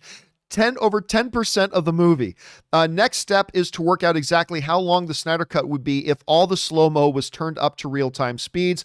Love how we nerds use our free time to answer life-changing questions. Thanks for writing that, Bridget. Yeah, look, one of the common criticisms that I hear about Snyder Cut is too much slow-mo, too much slow-mo, too much slow-mo. The funny thing is, I never personally noticed it. I mean, yes, I noticed there is slow motion in the film, but I never thought there was, I never got the feeling there was too much personally. Again, I'm not trying to discredit your opinion on it if you felt there was. I'm just saying for me personally, as I was watching it, I never once stopped and went, man, they're doing another slow-mo shot. Like I never felt that personally. But when you put up the number, and I can't verify this number, so the number may be right, the number may be wrong. But when I see that number, 24 minutes and 7 seconds of slow-mo, over 10% of the movie is done in slow motion. Okay, I admit that seems a little excessive. That seems a bit excessive. Yeah, I'll agree. Again, I didn't notice it personally while watching. Obviously, many other people did. I didn't. But yeah, when you put it into black and white and just put it out as the actual numbers, it does seem a bit excessive. You could probably then say cut half of that out, and you could have shaved 12 minutes off the movie by just having half of that on regular speed. But it is what it is. I'd like to know where you got those numbers, Brazilian dude. Hey, do me a favor. Email me at john@thejohncampeashow.com and let me know where you got those numbers. I'd be curious to see that. 24 minutes of slow motion. Interesting. All right. War Doctor writes, hey, John and crew. As a wrestling fan, I love a lot of the stories I've heard on various podcasts, and one that comes up a lot is the Montreal Screwjob. If it were ever to happen, could a film about the events leading up to it work? Your thoughts? I mean, maybe. And by the way, Mr. Golfwang is saying in the live chat that it was actually IGN that calculated it. Well, there you go. 24 minutes of slow motion. How did I not notice that? Well, I didn't notice it. What can I say? The Montreal Screwjob between Bret the Hitman Hart, Shawn Michaels, Vince McMahon. For those of you who don't know what the Montreal Screwjob is, here's a really, really quick version. Bret Hart was the heavyweight champion of the WWE. He was getting ready to leave the company and go to another company, and this was going to be his last match. He insisted that he gets to win his last match, and it was going to be against Shawn Michaels. So finally, Vince McMahon agreed, you get to win your last match and keep your title, and then he was going to leave the company. But Vince McMahon conspired with Shawn Michaels and the referee of the match that Bret thinks he's going to win the match, but he's going to lose. And so when Shawn Michaels had Bret Hart in a particular hold that they planned on, the referee called for ringing the bell, saying that Bret Hart had given up and submitted when he didn't. Bret Hart, realizing that they had made him lose his final match and he got screwed, he went on a rampage. There are stories he even went in the back, punched Vince McMahon. It just went all sour, all that kind of stuff. Yeah, you could do a movie about the Montreal Screwjob. I would be interested. They've certainly done several documentaries about it, but I would be down for that. One of the cool lines that's ever come out of that is Vince McMahon telling his side of the story, saying, yeah, we did screw Bret, but it's because Bret Hart put us in an impossible situation. He just put us in an impossible situation. So now I'm not saying I'm on Vince's side, don't get me wrong, but it was interesting. There's a really iconic line where in an interview years later, Vince McMahon said, I didn't screw Bret, Bret screwed Bret, which I always thought was kind of an interesting line. But yeah, I would see a movie about that. All right, next up, Sergeant Ward writes, hey, John, I believe once everything will go back to normal, the 45-day theatrical window will boost back up to 90 days. Never going to happen. It makes more sense if they want to make money and will help smaller films out as well. What do you think? No, it'll never go back up. I've said this for years. You have to be very, very careful about shrinking the theatrical window because there's no going back. There's no going back. Once, and I still think 45 is a little bit short, but it's within reasonable limits. Like I thought a 60-day theatrical window would be a better compromise. 45 days, fine. 45 days is a little short, but fine.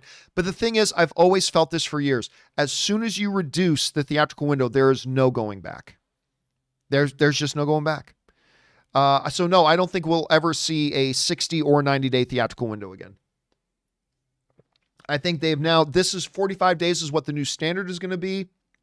And then in a few years, it'll go down again. Maybe in 4 or 5 years, it'll go down more, but it'll never go back up. I don't think it'll ever go back up.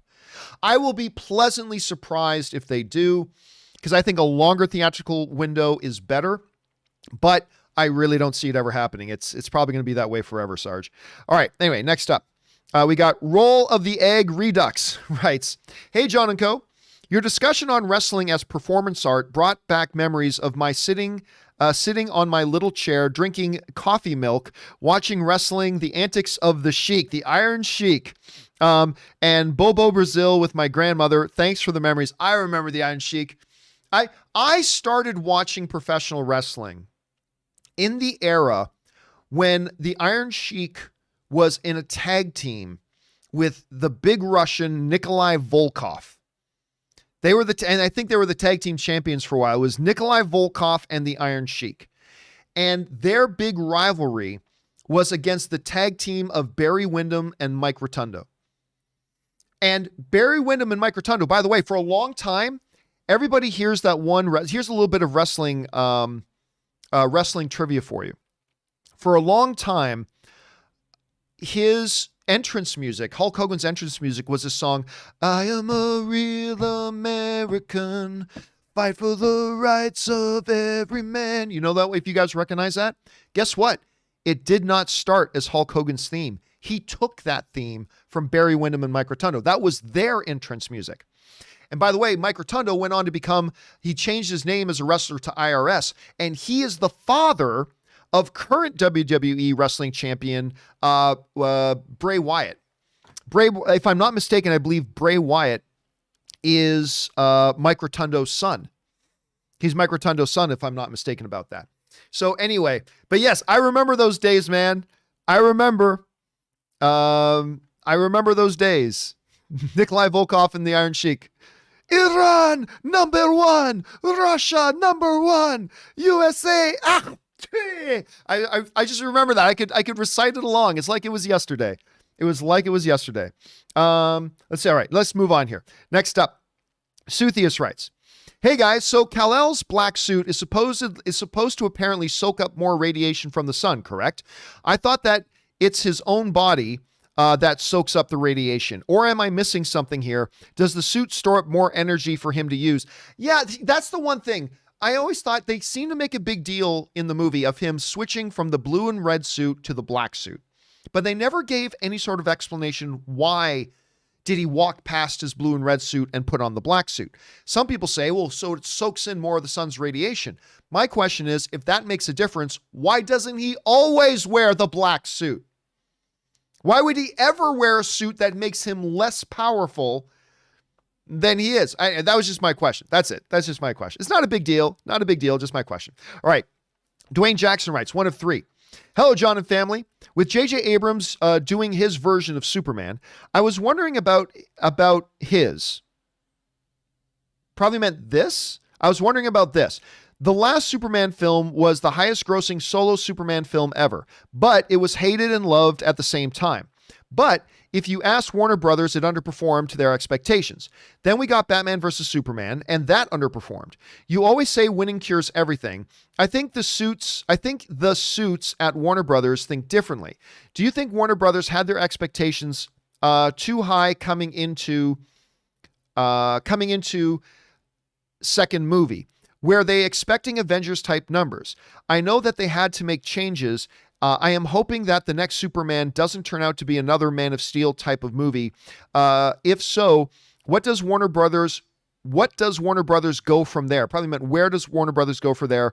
3 movies, 0 for 3, not good. See, here's the thing. Some people try to defend how Man of Steel, Batman vs. Superman performed. And this is a false comparison, and I'll tell you why. They say, well, it didn't really underperform. If you look at how did those first couple of DCEU movies perform compared to how did the first couple of MCU movies perform? And they try to compare it on that level. But that is a false comparison, because when the first couple of MCU movies came out, the comic book genre was not yet the biggest, most popular and successful genre in the movies. Marvel laid the groundwork for that. Marvel kind of took it and made the comic book genre the #1 genre in movies, the most powerful, most dominant genre of films, and the most popular genre of film. And it was in that environment that a new Superman movie came and a Batman vs. Superman movie came. It's not like they were both just starting from scratch. The MCU had laid the groundwork and made comic book movies the most powerful genre there was. And now you get to come out with the 2 best superheroes of all time, Batman and Superman. That's up for debate. To me, the 2 greatest superheroes of all time are Superman and Batman. All right. You may think differently, and that's cool. You're not wrong. I'm just saying, for me, Batman and Superman, the 2 biggest, the 2 granddaddies of all superheroes. And now you're coming out in an environment where the comic book genre is the most popular, the most dominant, the most successful genre there is. And you're coming out with movies with the 2 biggest ones there are. And while I loved them particularly Man of Steel. The reality is it didn't work for a lot of people. So, yeah, winning cures everything. But at some point, you got to go, this isn't working for us, and then you move on. Would I have liked to seen it? Yes. Do I understand why they didn't do it? Unfortunately, yes, I kind of understand why they didn't. Anyway, that's just kind of my take on that. Next up, Shaun of the Dead. This will be our final question of the day, guys. Shaun of the Dead writes, one of my favorite romantic comedies with zombies, rom-com zoms, as Simon Pegg calls it.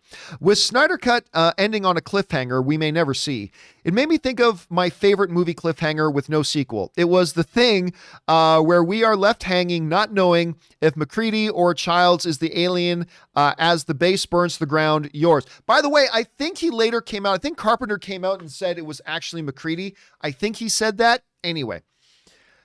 Cliffhanger where the next movie never came. Okay. The one that I can think of, and this is to a terrible movie, a terrible, terrible, terrible movie, but it did end on a big, obvious cliffhanger. And that was that dragon movie, Aragon, with John Malkovich. Let me see who was all in that. Aragon, IMDb. I think that was John Malkovich. Came out in 2006, 15 years ago.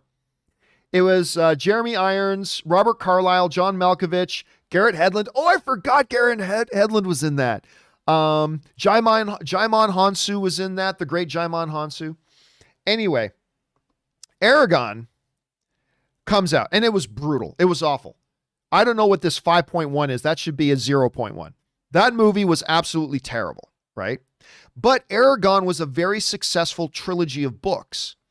So the plan was to do all 3 books into movies. So they're going to do all 3.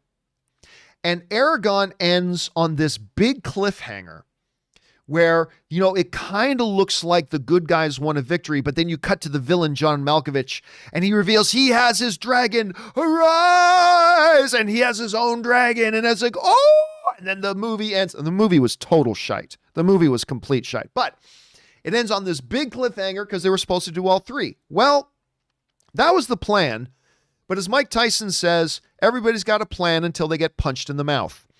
Aragon got punched in the mouth. It was hated, it flopped, and they had this big dangling cliffhanger that they were never able to go on and do. Now, I'm not saying that is my favorite one.